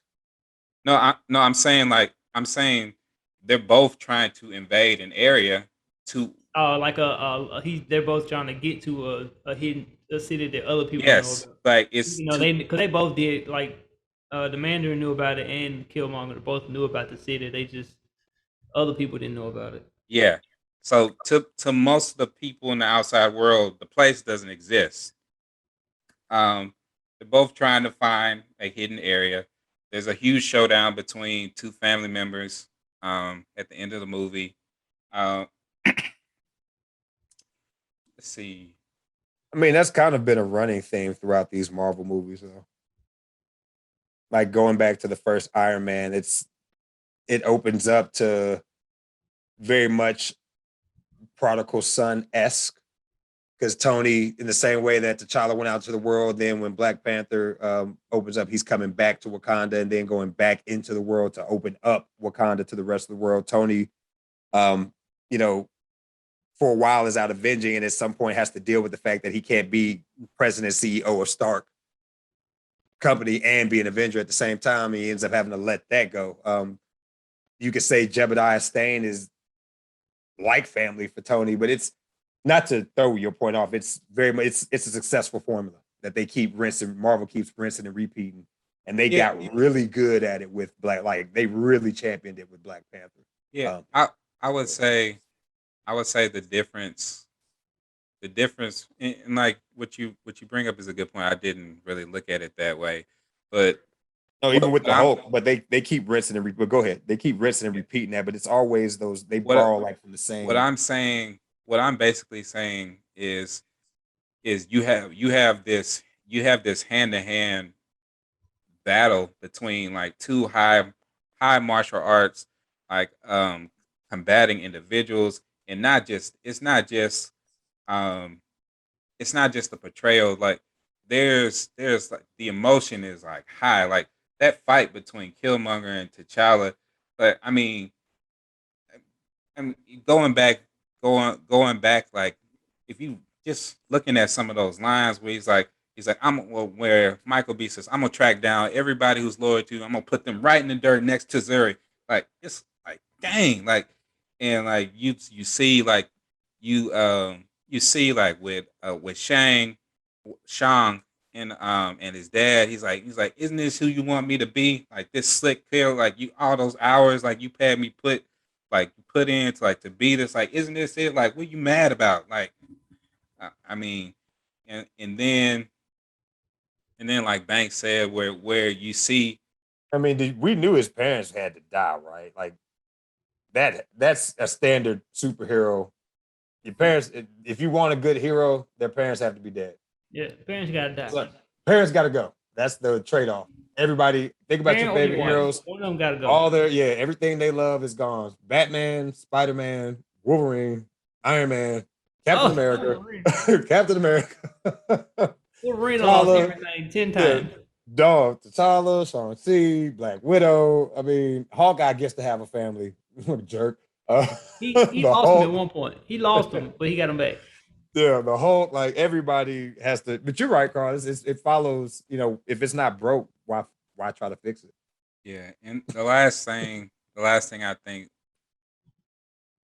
what makes them similar is you basically have an outside force coming in, coming in to seize control of power, and there's like this huge internal conflict. But that's just some of the things I thought were similar. Gotta love. Marvel has Marvel overdone the CGI army trope.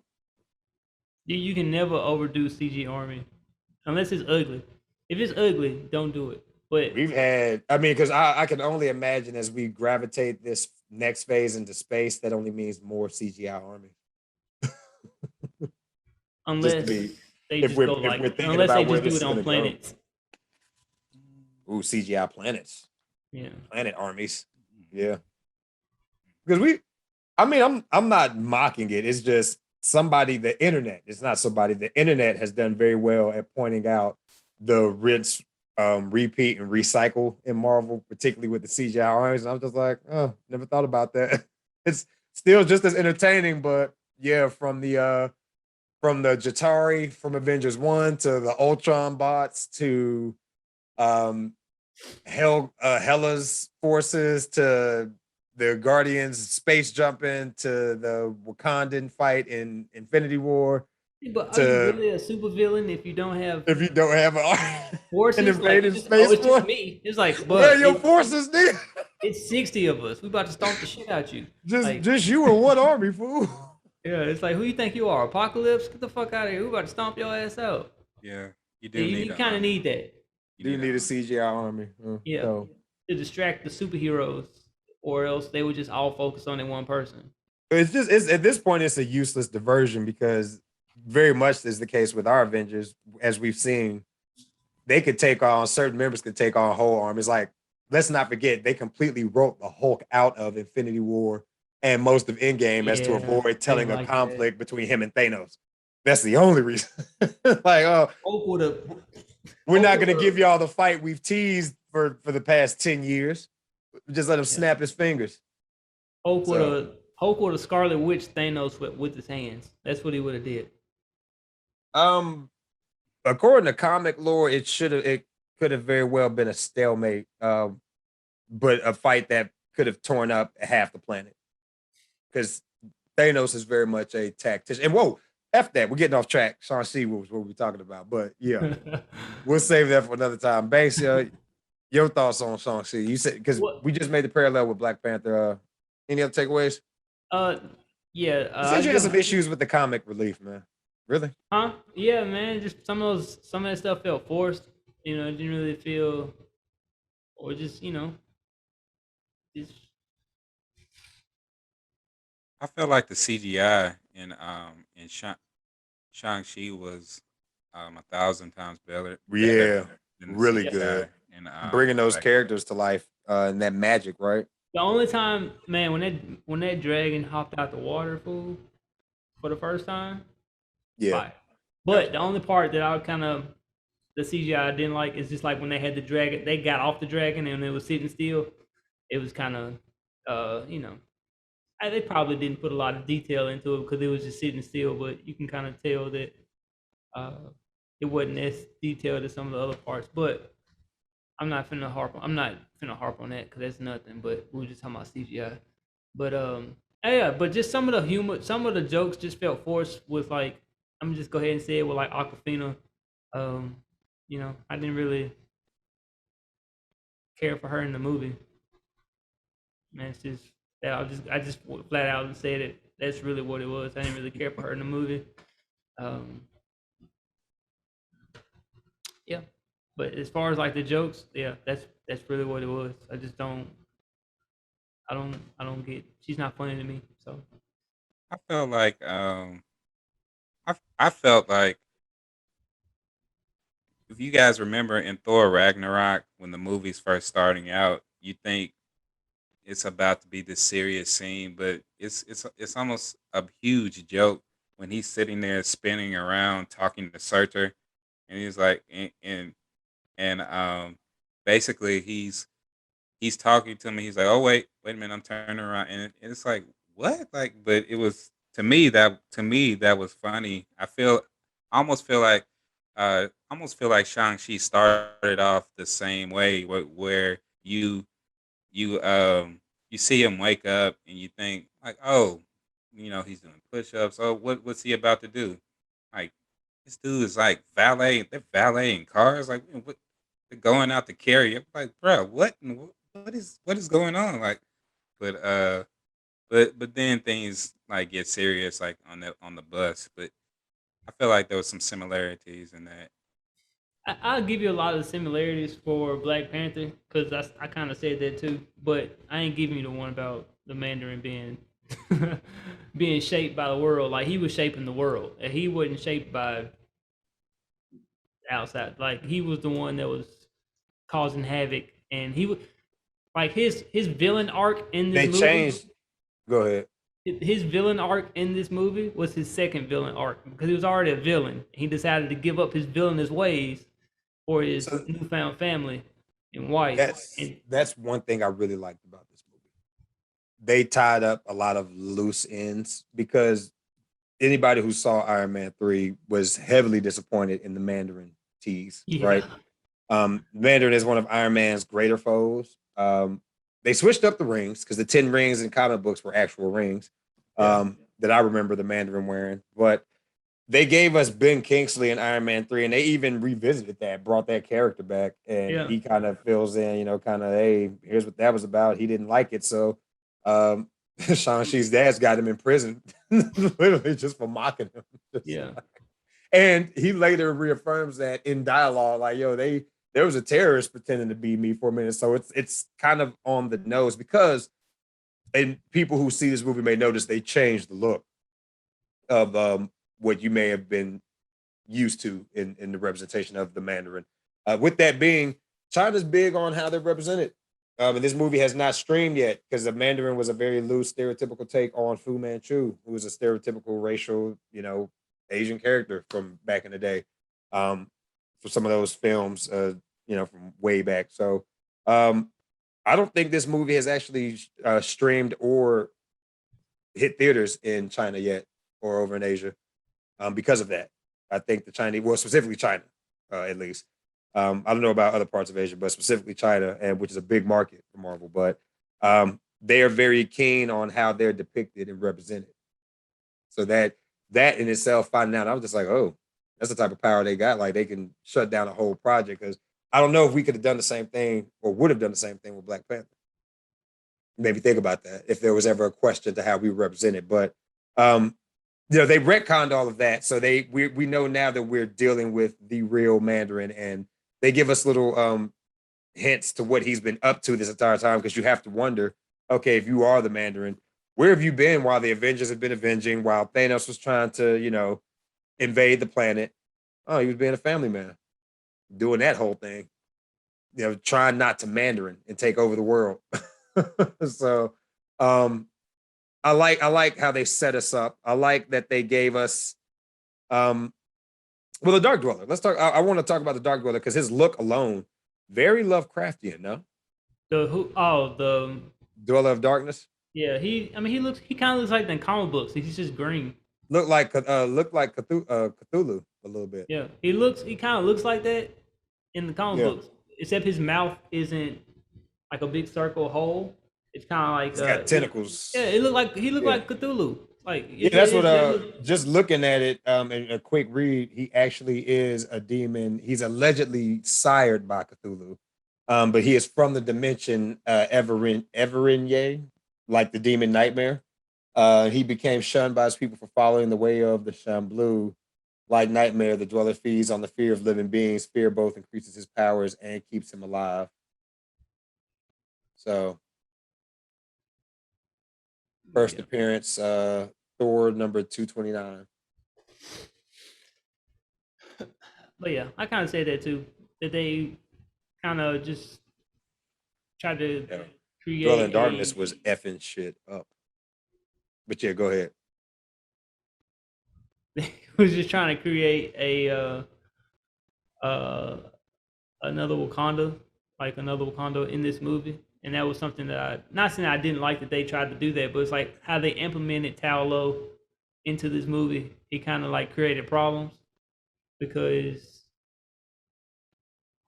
Tao is they made it the people of Tao didn't live very long, so they didn't say that they were gods because in the comics they are, but in this they're not because they aged like humans, and they have little children and all this other stuff. So it's like doing that, it kind of threw me off because at first I thought they were just like a group of Asian people who were like secluded from everybody else. But then they was like, yeah, we got here 1,000 years ago, and I was like, so y'all not people?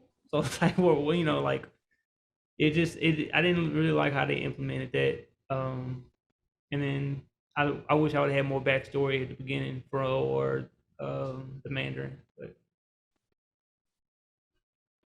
Keep in mind, they don't actually fully explain what Talo is in this movie. they explain what We can Tao still no, they like well because in the it exists inside of a pocket dimension, right? I know, They but don't necessarily say that it's not that yet. Like, not to say that they couldn't still go that route, but it's kind of I feel like they kind of left that open. Like, it's there, it's a place you can only get to it at these times, unless of course, the what was that little creature? It knows how to get back at all times, but outside of that, unless you just know, it's only accessible at that one time that the Mandarin knew about. yeah, but it was, So, but they put it on a Earth map. It was on the map. If it's not a pocket dimension. If it's on our map, they so knew.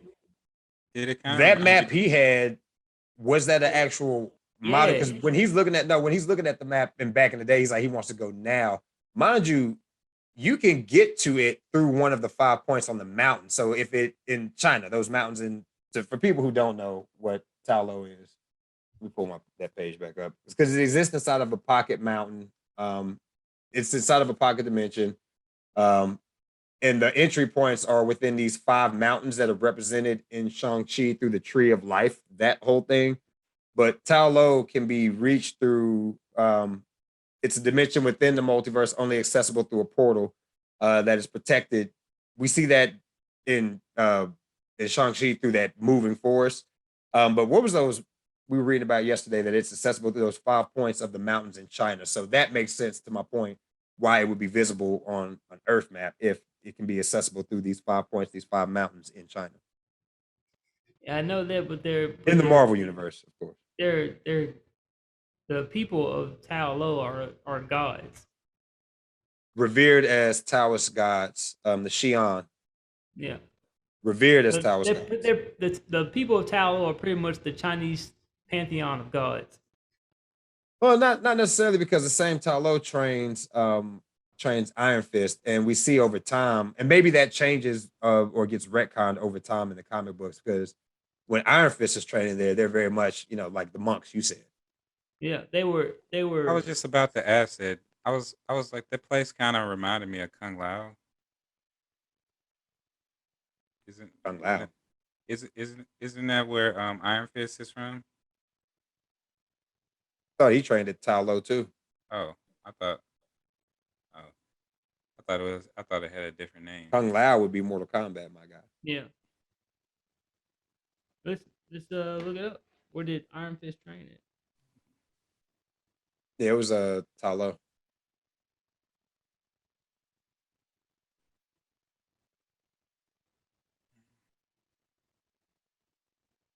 No, it was Kunlun, Kunlun. Okay, I was wrong. Kunlun, the not heavenly Kung city Lao. of Kunlun. Carl was closer to me. He eventually learned the title of Iron Fist, granted him even more power. So he never. So yeah, it was Kunlun. It was a different So I place. had that mixed up. My bad. But yeah, but just like, cause like with the way they implemented Tao Lo, with his mother being from there, that would make him a demigod, which would make him half god, I half. mean, do we suspect that reveal is yet to come? Because it seems his well, that's dad and him are the only one. Go ahead. all I'm saying is like if would come in like that's what I was saying earlier. It's like I didn't like how they changed some of the stuff, changed some of his backstory because Mhm. that adds problems to the story of his character. And then if you do it the other way, then it adds problems to the people to Tao Lo. Because Mhm. if they just got here 1,000 years ago and XYZ, then they're not. You pretty much have to erase the their comic book origin, which is like their powers, which is where they get their powers from.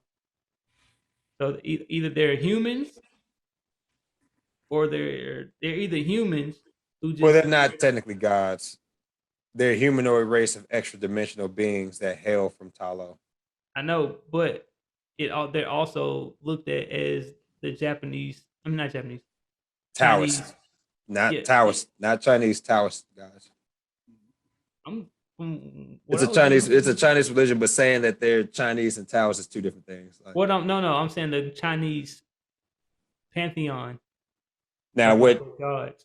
So Like here's kind what the database. Now, mine, the MCU and the database comic are two different things. But Talo is inhabited by the Xi'an or Xi'an.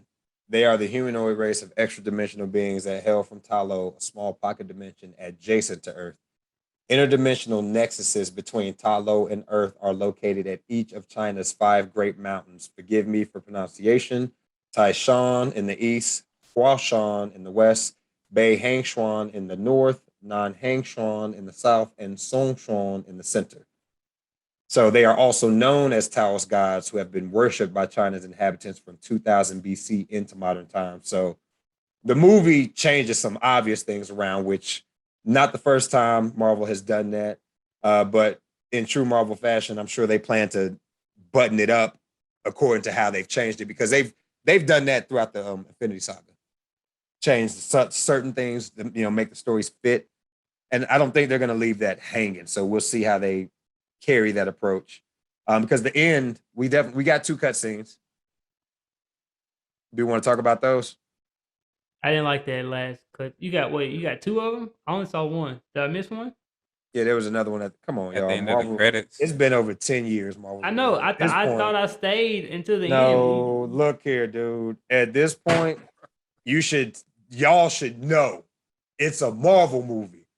Always Yeah, stay to the end of the credits, all the way to the end. The light don't I leave until the lights come on in the theater. Y'all know that. no. Shut up. No, we Shut watched the your dirty credits, and mouth. then the one where they Shut were your singing in dirty. the Chew karaoke some bar bubble came gum, on. bro. Chew some Orbit, bro. No, no. Thanks. You gotta take this one, bro. You got hold on. Hit the machine gun on Gunshot yourself, yourself. Yeah, bro. machine gun yourself, You, man. you Man, got you fuck gotta y'all. I'm not doing that. Gunshot both of you, motherfucker. Yo, my man admit, he said, fuck y'all. My man admit that. Yo, I can't even get my voice in that octave, though. Yo, my man.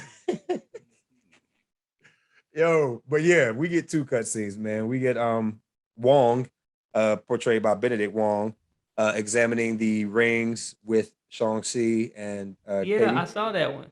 Yeah. I And thought that then was at all the one cutscene when they were. now at Go the end of ahead, the bro. credits, didn't we get the other one with his sister at the Yeah, his sister's basically starting like the yeah, her Marvel own version of league. the League of Shadows. Yeah, her own League of Shadows or whatever. He says something to the note of, "Oh yeah, my sister's back cleaning up," and uh, at the end we see she's moved her Death Ring Fight Club to her dad's old compound, and she's training um, Mhm. women assassins next to the boys.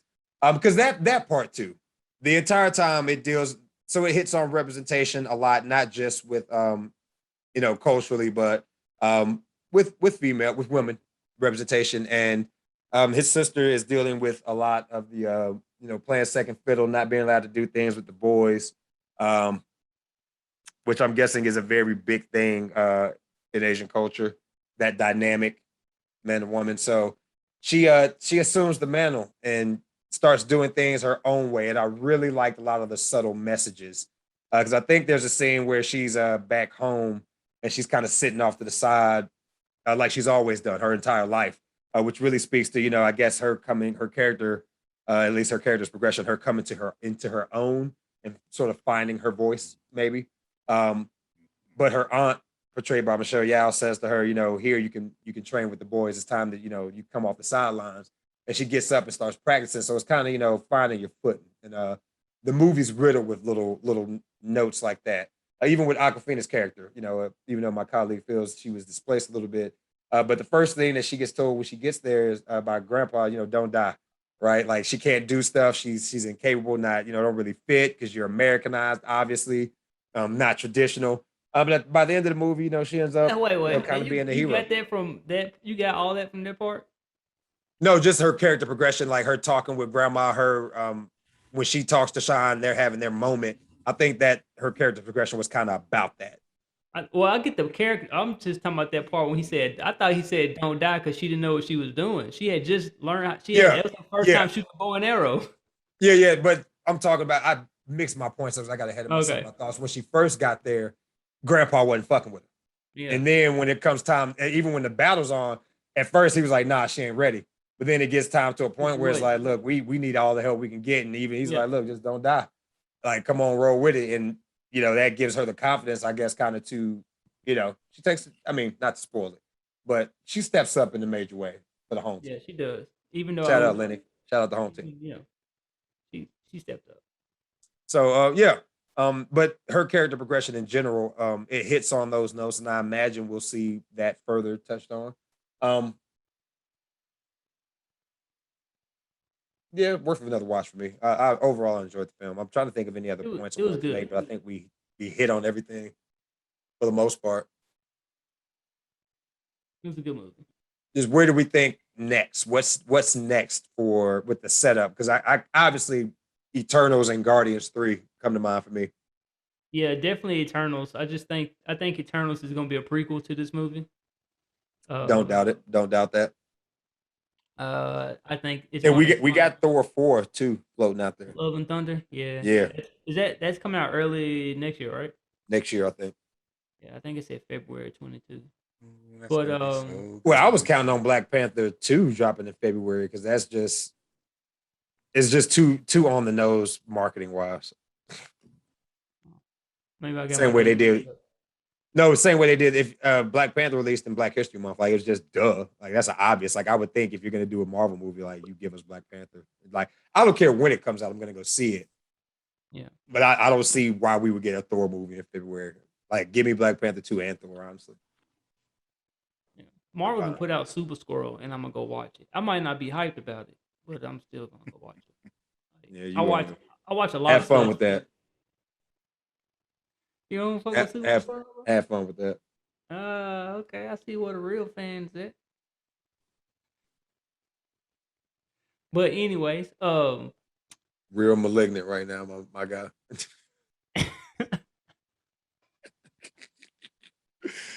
Malignant is such a good movie, bro. Y'all should go watch Malignant it. with some motherfucking hard. But look, we talking about Shang-Chi. So look. Yeah. We talking about the future of Marvel because of Shang-Chi.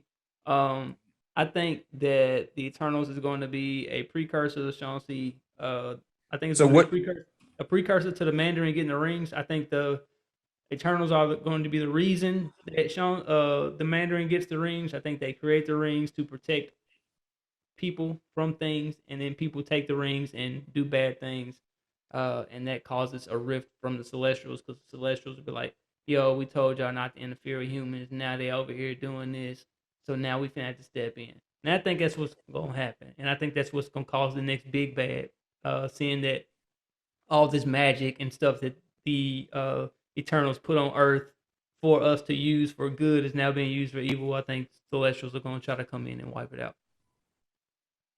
So what do we know? I know that Shang-Chi has the 10 rings. No, I mean like from let's think about everything that we at the end of Captain Marvel, we know Nick Fury is outer world. He's off world. He's in space with the Skrulls, right? We know that there are Skrulls on Earth.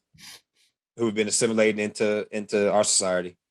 Captain Marvel is off world fighting somewhere in a battle. Something's going on at the end of that cutscene. She's got to get back to it. Yeah. Also, Ultimate Sling. also, we don't know where this is taking place at because she's got long hair again. Yeah. So in time wise, obviously after Endgame, but where at in that point, I don't know. We know the multiverse is in full That is effect. a good question. Where are we time wise? Yeah, Like, yeah. Where is it so 5 years after Thanos? Is it 30 years after Thanos? Like, well, because so to your point, Bruce Banner had gray hair. right? Because to your point, we still have another Ant-Man, Quantum Realm. We've got a third Guardians and Eternals. If it is a prequel, it may or may not deal with the rings. Eternals may give us an entirely different segue and setup to kind of further expand what's going to come following Guardians. The reason I Because I think think Adam Warlock's going to be the continuation from the Guardians. After Guardians 3, which we know there's a lot to do with Adam Warlock as a character. I think we see, depending on how they utilize that, if they still do, we see that continue. I don't know if we'll get a Guardians 4. Yeah, the reason I say I think it's going to be related to the rings is because from the previews of the Eternals, like everybody's got these like super gold glowing powers, and Mm-hmm. the rings are naturally a gold. When they're being used for good, they're a gold glowing, just like the Eternals powers that I saw in the previews. Now it could be because of the end scene that they're calling the Eternals, but I think it's going to be a precursor movie. But if I'm wrong, don't sue me because I'm broke. But I mean, I'm we don't know. wrong, This is all pure yeah, speculation at this point. We just a couple of nerds throwing out our takes on it. But I am I not a think we're nerd. definitely moving towards a. I don't want to get too ahead of myself, but I don't think we're done with the Infinity story. I think Marvel might be coming back to the next step. We saw in the Infinity Saga, the Wakandan War taking place. Um, that happened in the Infinity story when Thanos reinvaded. There's an intergalactic war going on simultaneous to that up above. And with the way they've set this up, I think we may see that, Secret War, that whole thing unfold as well, which is 9-year-old me is effing pumped. Like for real, for real. So, but we'll see. No, I've heard there was some. I have to go back and watch Shang-Chi because I've heard there's some Easter eggs and teasers, but I've heard rumors of some Doctor Doom, Fantastic Four teasers being out there amongst all the Marvel stuff. I'll have to go scan the internet and see. What movie do you think we'll see an X-Men character? And you said what? So what movie do you think we'll see an X-Men character? I think X-Men will be after Soon. Guardians. Nah, we might see him in Spider-Man, No Way Home. I think the X-Men cameos coming. Look, dude, we got Riri hitting and Namor. We know we're getting Atlanta and Riri and Black Panther too. I think we might see an X-Men teaser or Fantastic Four in No Way Home with this multiverse thing, or Doc Strange too. Either one of those, I think. Dude, I'm really, really, really excited to see MCU X-Men. I'm sorry. Like, I'm be real. If you really wanted to, we can skip all this other stuff and get straight to it. Like, I want to see all this stuff, but I really, really, really want to see MCU X-Men because Sony did Or not do Deadpool 3. Mind you, we've already seen the X-Men cameo once but unofficially it wasn't in the which one? MCU. Deadpool 2. First Class is very much in Oh Deadpool. yeah. Oh wait, But first. Oh yeah. We saw some of them, but it was still a connection. Does Deadpool 3 carry that on? Because I mean, Deadpool's been teasing Wolverine for the longest. yeah, and I'm Like he's ready to see been meta Wolverine. saying like, "Oh, I can't wait! Like I'm gonna get with Wolverine." Like they it's been a thing. So is that gonna happen? Y'all think? I'm ready. I wouldn't mind. The Colossus team up in Deadpool 2 was very Yeah, satisfying for me. yeah, and then you get to see Juggernaut. Finally, the real Juggernaut. Yeah. Yeah. So yeah, So Shang-Chi, I'm ready. Sorry, tangent. Shang-Chi. go see it. Good movie. It Dope is. movie. Shout out to the actors, the crew. They worked hard and put together a solid film. Definitely one for the library. What else on the talk today? Do we want to pivot now to Malignant or Carl? You gonna watch that first? Um, Go watch it. I'll look at, but you guys can talk about it. I mean, I like listening. It's a high body count movie. Very high Like body count. we're talking about. Hold on, hold, whoa. So when we say high body count, are we talking like John Wick? A lot of people died, dude. Oh, Like, speaking of John Wick, it's funny you mentioned that because it you ever Naked. basically this slasher goes John Wick. Like that's what happens in this movie. Yeah. It's a whoa. complete plot twist, pivot, and just like whoa. But yeah, Malignant gets busy. I was talking to I forgot who told me oh my god, Dean Mike Cinemas. He was we were talking about Candyman last week in the aftermath of our last week's episodes. I was telling him, you got to see it. Candyman did this, the kills, blah blah blah. It's got a nice little body count. He's like, nah, you should watch Malignant. I'm like, come on, bro. Malignant ain't fucking with Candyman. Like, Candyman gave us at least 10, 11 kills. He's like, nah, bro. Malignant's up there, double digits, like 25 to 30, maybe 40.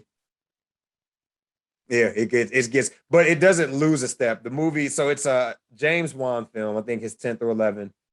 He's done most of the Conjuring movies. He's got some credentials.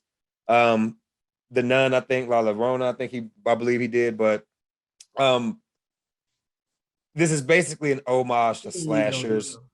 It's a little cartoonish at times, a little cheesy, but on purpose. It's a little campy on purpose. Yeah, Though. intentionally. Some of the kills even just get like brutally cartoonish, but it kind of snaps you out of the fact that it kind of brings you back in. But the preview set you up for some sort of paranormal thriller. Nah, it's a good old fashioned Definitely not a thriller, and I was so happy it wasn't a thriller. I'm so sick of thrillers being called horror movies because they are not. Yeah, if your horror movie has to rely on cheap jump scares, not a horror movie. What's the difference between a thriller and a horror movie? Exactly what you just said. Horror movies, horror and thriller are two different adjectives that invoke two different feelings. Yeah, like horror a thrill versus actual horror. Two different feelings. Thrillers usually nobody dies, or you never. Thrillers can be exciting. Yeah. Now that's one thing. Horror is attached to fear, synonymous with fear. So like if you were watching a movie and you never get that urge to say, bitch, run, then you're not watching a horror movie. If you never get that urge to say the hairs on the back of your neck don't stand up. You need to get out of this room right now and run. There's something coming. Run. And you know what I differentiate too as well, something you can call out? The feelings invoked in a movie, the scores these days, because a lot of new slashers, because blood is CGI, so that takes away from like practical effects and CGI make a big difference. I love practical effects. Hey, I love practical effects in my like, particularly when I'm watching a good like what I loved about Terrifier, Netflix, immediate cult classic. But the practical effects, it's got good gory over the top, like, but it looks realistic. It's like, oh, that you could tell they put some work into that versus the CGI cartoon splish splash. Like, all right, that's obviously fake. But today I think a lot of like horror films rely heavily, it's kind of resurrected this bring back of the score, setting the tone. And you'll notice thrillers, the score is a lot of jumpy, high pace, intensity, like stuff like that. Horror, you get these long, drawn out, steady, kind of brooding, slow build-ups that kind of, depending on the scene that's hidden, it makes for the overall feeling, the fear that you might get watching something. Something as simple as somebody looking around a corner. Not the same feeling in a thriller. And wondering, versus, is somebody wondering what is around that corner. Yeah. So. But the adjectives themselves, two different things. Thrillers, people usually just do a lot of sitting around and worrying about stuff that's not actually there. And then usually at the end of a thriller, they're just having mental health problems, and that's it. It's nothing was chasing you. It was all in your head. You just thought something was going on. Like Shutter Island. Shutter Island was very much a thriller. The Babadook was a thriller.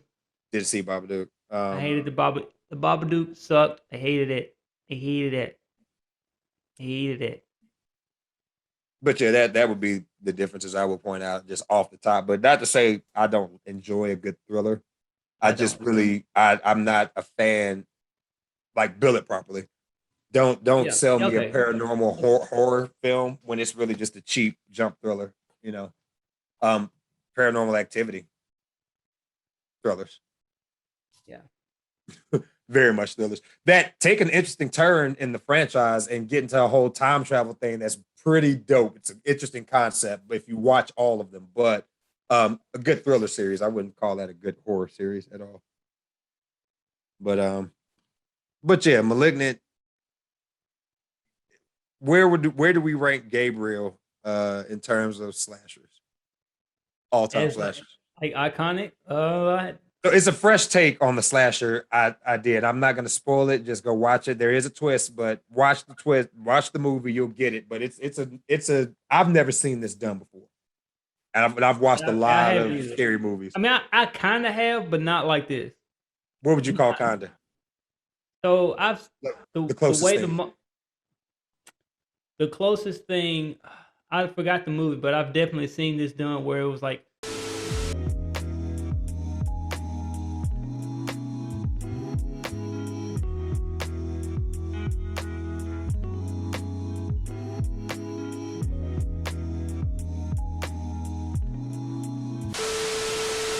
Don't shit fuck. I don't know if I just gave up something. Edit that out. I Because I don't mean, know it if I won't. just gave. I don't know if I just gave Because that I mean, away. because it won't. I that's why I'm careful with my words. Trust me.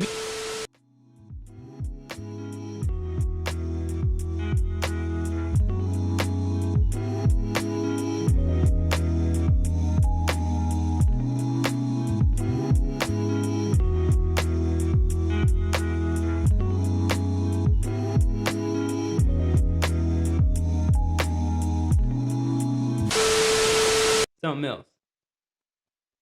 All right, Carl, you about to say something? Trust me. Um, I was saying, does it adhere to a lot of iconic like horror things where Yes, Oh, I'm glad you asked, a Carl. lot. God, I had a boner ready to talk about this. All right, so James Wan is a horror fan, right? Yeah, did I just say boner? What the fuck? yo, I can't believe I just said that. Yo, edit the fuck out of that too, or All or, or right, don't. Beavis and Yeah, Butthead. or don't.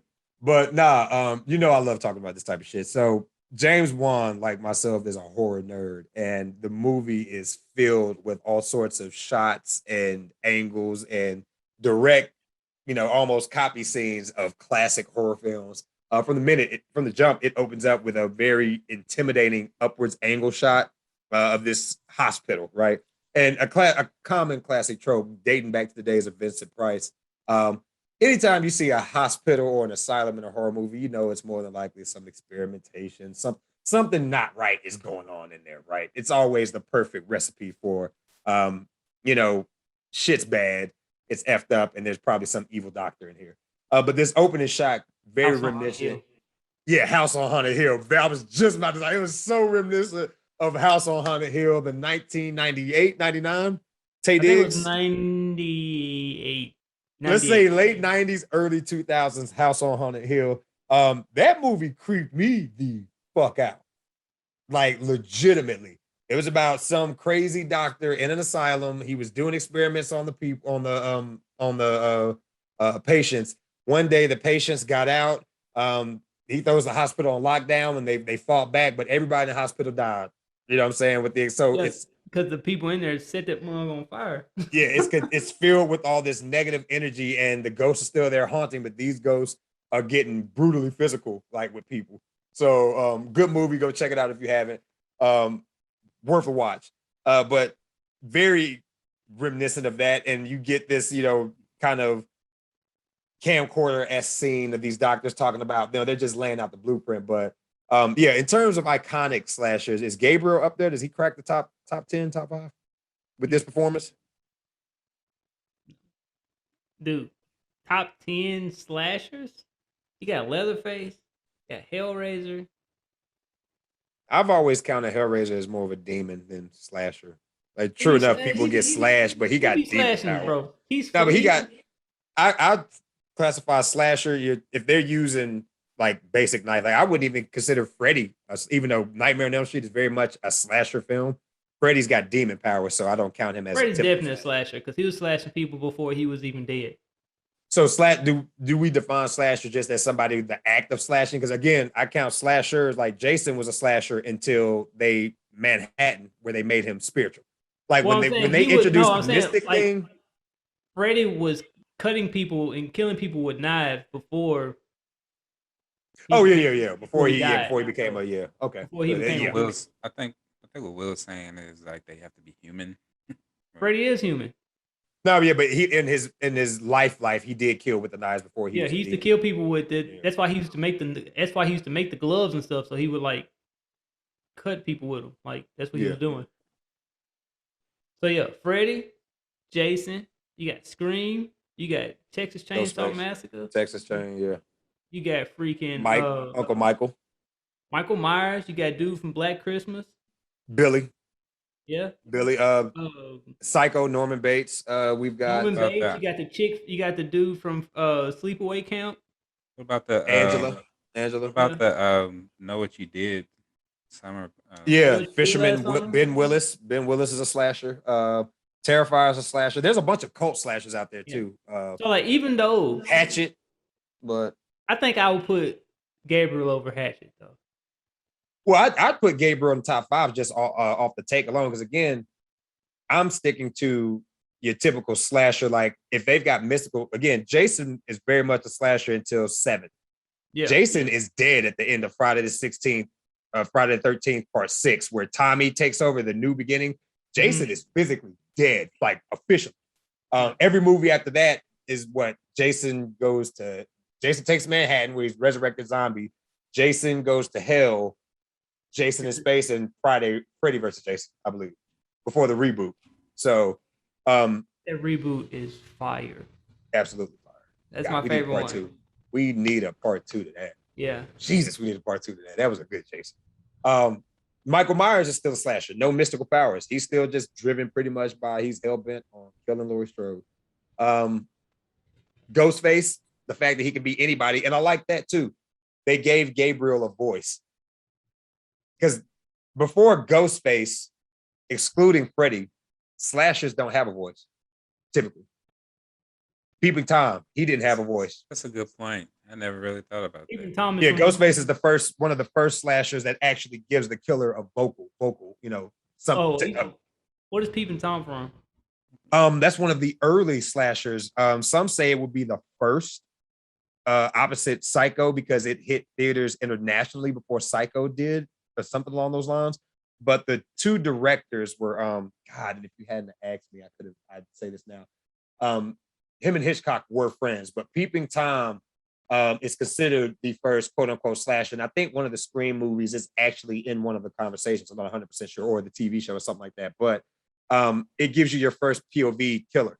And it is very much the killer is present throughout the entire movie from first person view, but you don't realize it's him until about halfway. But basically, he has a camera. He kills his victims with a camera that he's fashioned into a knife tripod.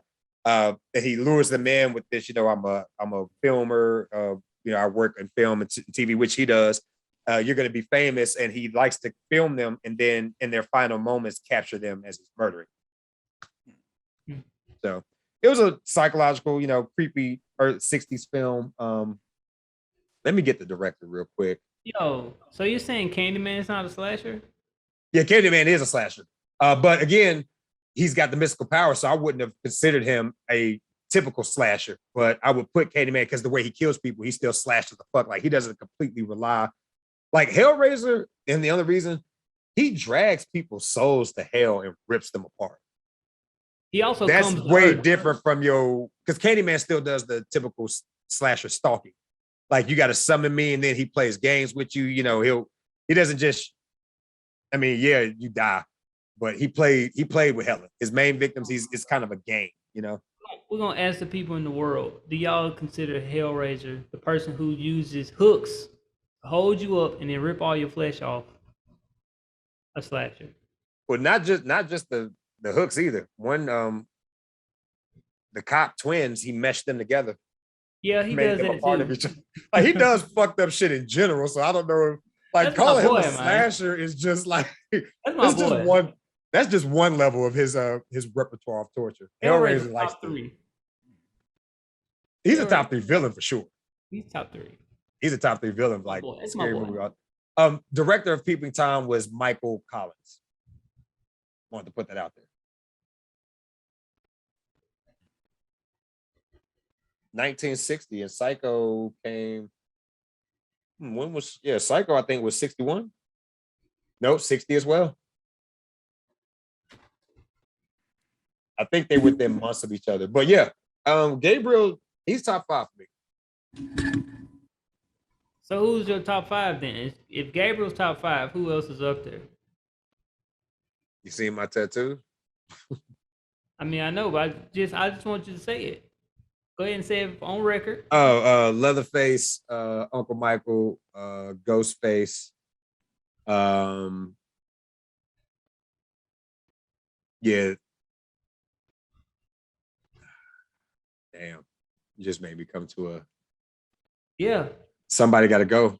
Make you question your own. Yeah. Question your own thoughts. So you gotta say it out loud. Yeah. Who your top 5? So you got Leatherface.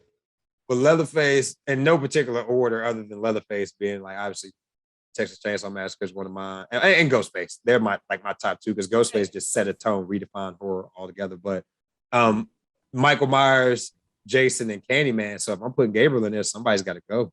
Yeah. So he can't be top 5. It's the same way I do people in anime when they bring up. Oh no, somebody's gonna go. I'm just haven't decided who. Hunter x Hunter. When they bring up Hunter x Hunter, this is the same thing I do. You really finna put Gabriel above them 5 people you just named? Well, let's examine franchises overall and who are we talking about? Because I don't like every Ghostface. No, if you ask me the best, but if you ask me, the best Ghostface is Billy Loomis and Stewart. From the first one, yeah.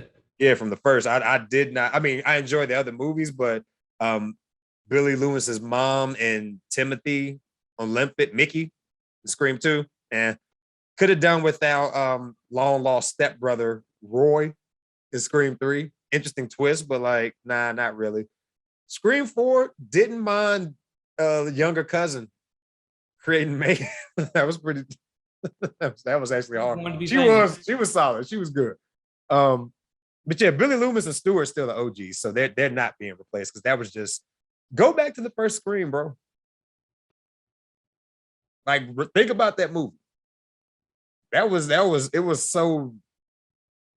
It was hard, bro. It was just redefined. Like I didn't think about it. Changed the way I looked at slasher. Changed the way I looked at horror. Just to be honest, like the idea, because Scream is also the first horror movie that exists within itself. Before Scream, you don't see too many horror movies in other horror movies, but it very much establishes a universe where scary movies exist within scary movies. Thus, we now have rules of survival for horror movies, and the characters act those out. Some, not everybody, to their benefit, because they still have to die. Tropes. But I think I can. Gabriel's either replacing Candyman or Jason, and I'm about to cut the pod off. This man needs medical attention. Somebody call 911. You know what? Let me set Gabriel. Is there a button for that? Get this man out of here. Nah, because let me go ahead and set Gabriel at a strong 6, just because his story is not done yet. And like, not every Friday the 13th film is good, but we've got more than enough to go off with Jason.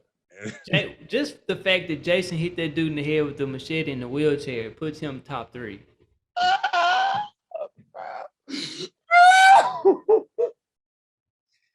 Bro, that man flipped down 40 stairs.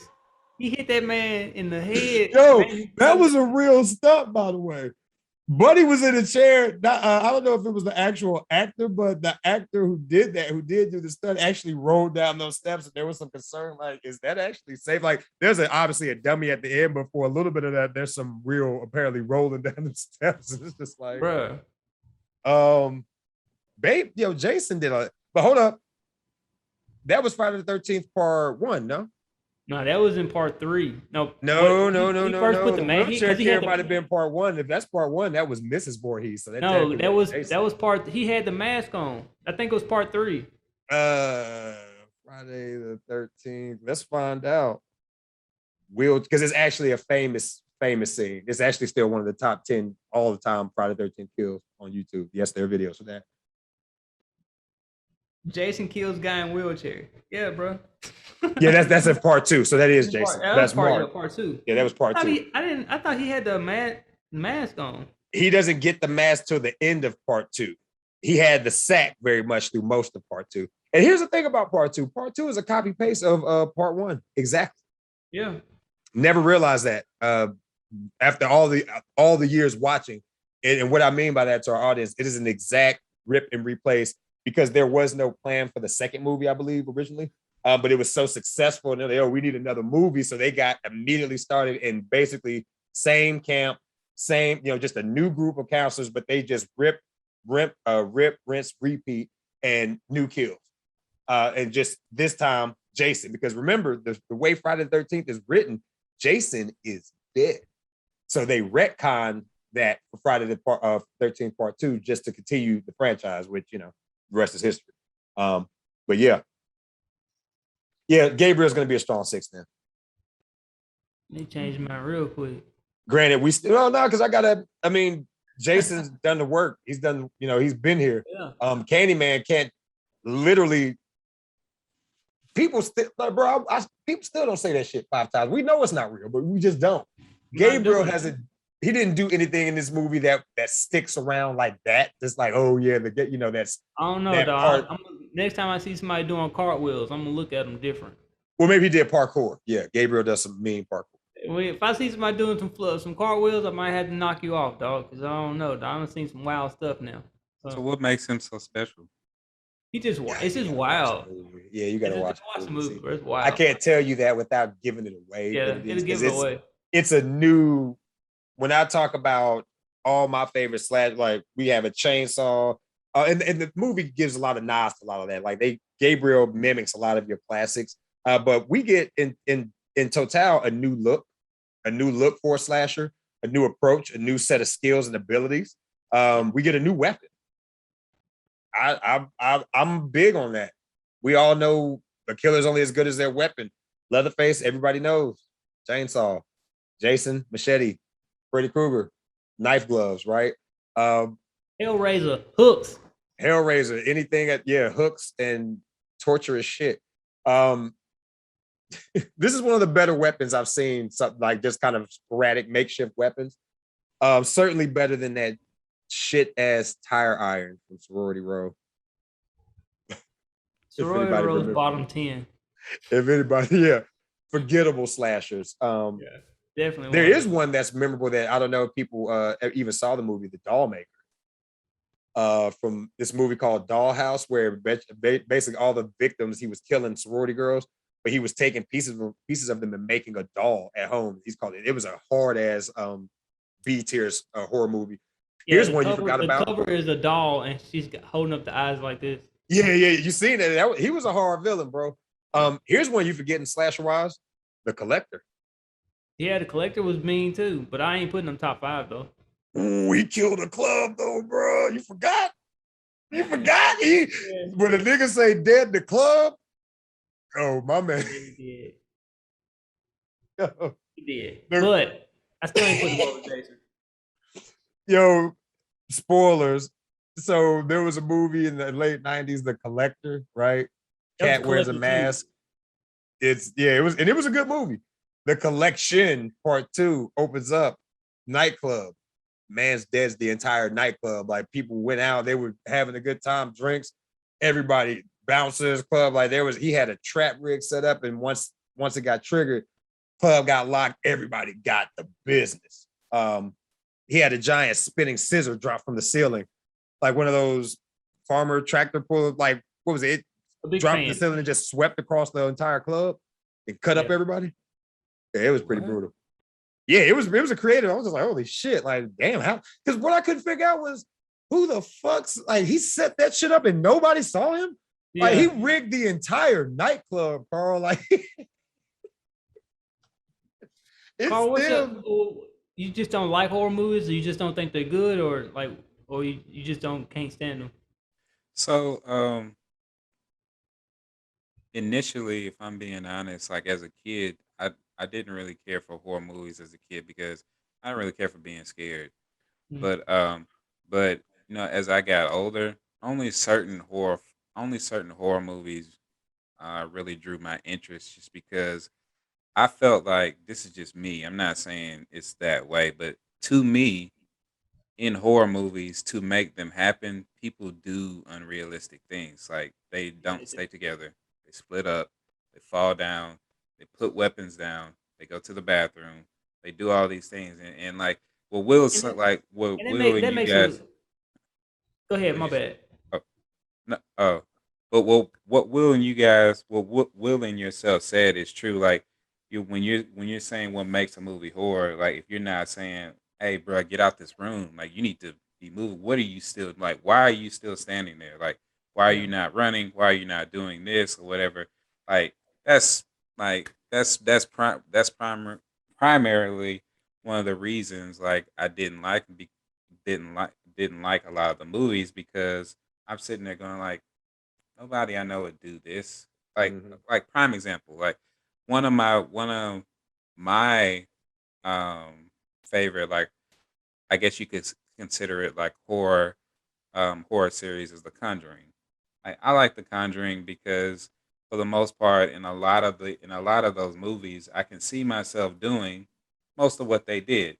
Like, in the first movie, like, take for example, in the first movie, the only thing I couldn't see myself doing was at the end of the movie, where the husband left the wife alone with the kids, and just left her alone after they established, like, what the pattern, what the evil spirit or the demon was doing. Like, but for the most part, I was just like, yeah, I can see myself doing that. yeah, and like I was about to say, it's like that typically makes a bad horror movie. Like because stuff like it's just annoying.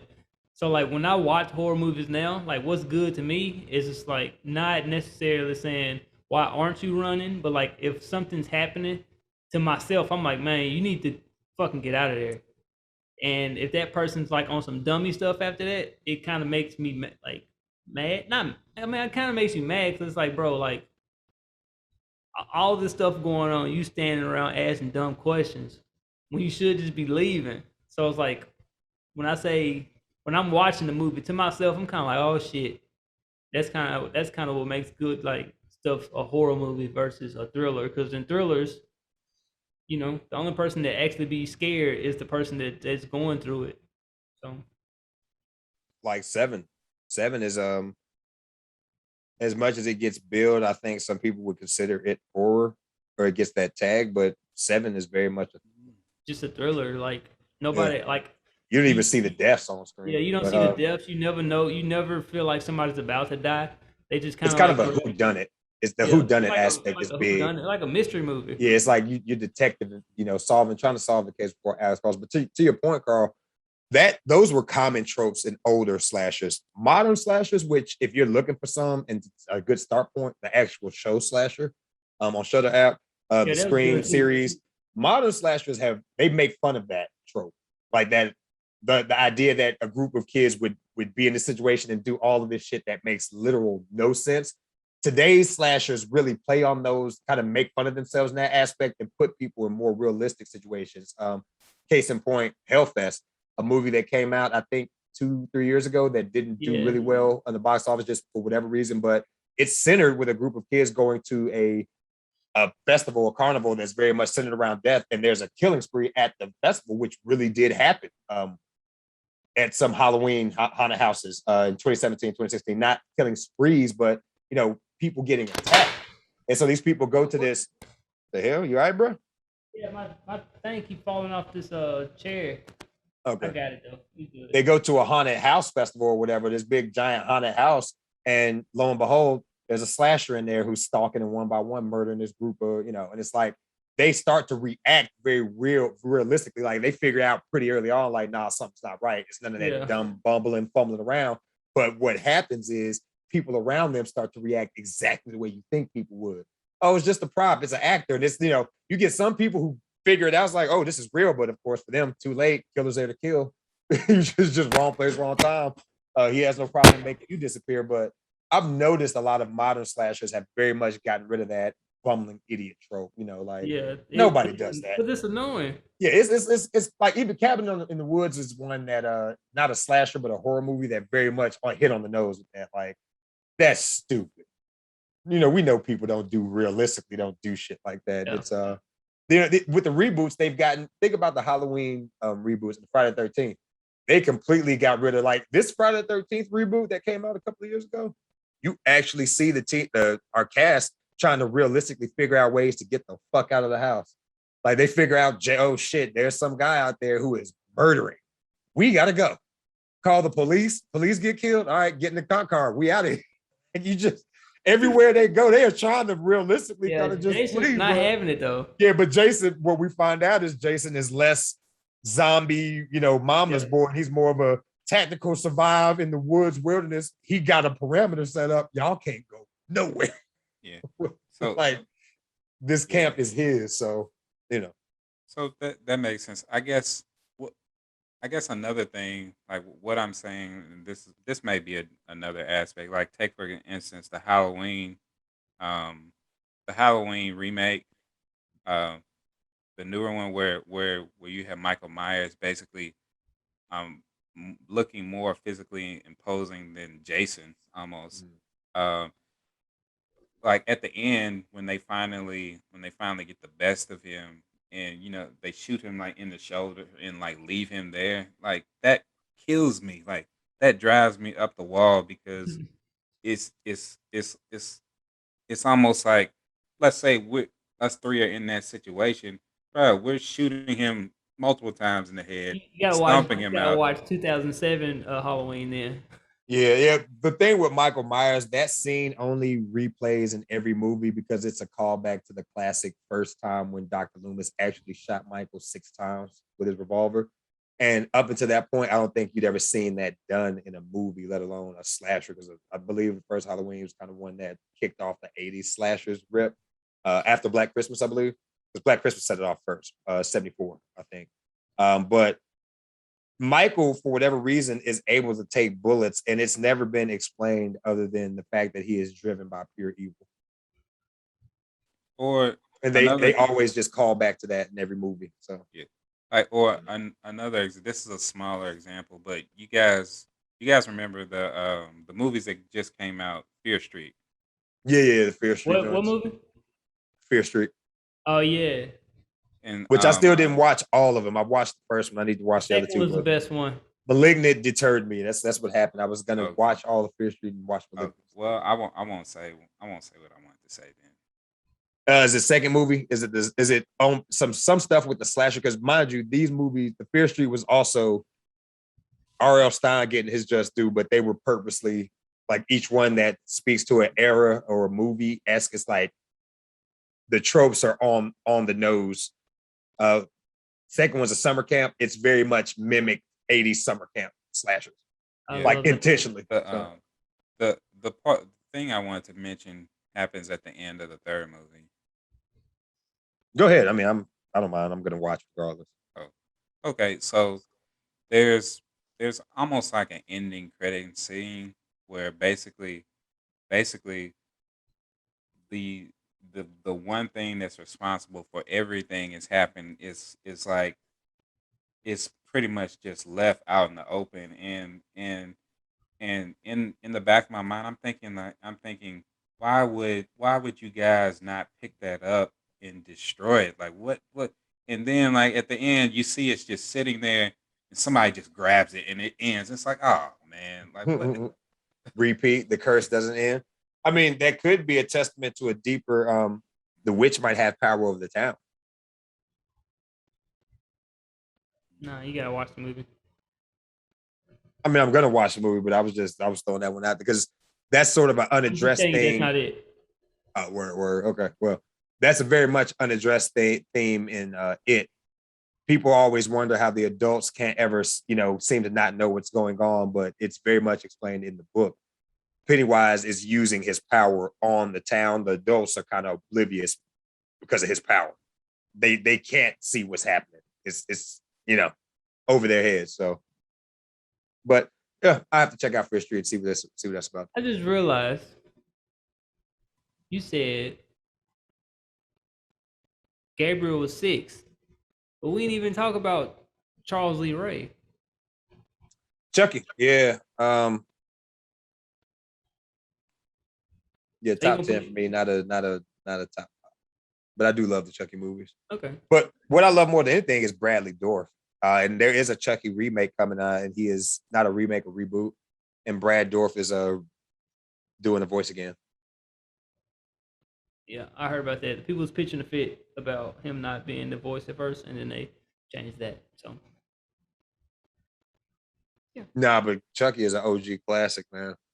The first two, what a terrifying premise. another Chicago killer, Chucky and Candyman. That's 2. But a serial killer possessing the body of a child's doll. Yo, could you actually imagine if you were just sitting at home playing 2K and a fucking doll walks past? Hey, your fucking doll got up and bruh. Yo, that Chucky put My Buddy out of business. You remember them dolls? My Buddy dolls? Mm-mm. Google them. Chucky put Cabbage, I think Cabbage Patch and My Buddies out of business.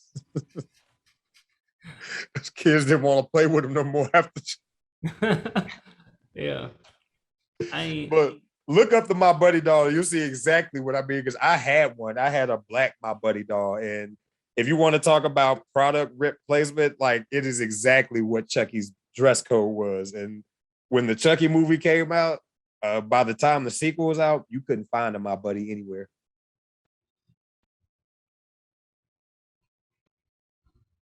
I hope nobody ever does my stuff like that.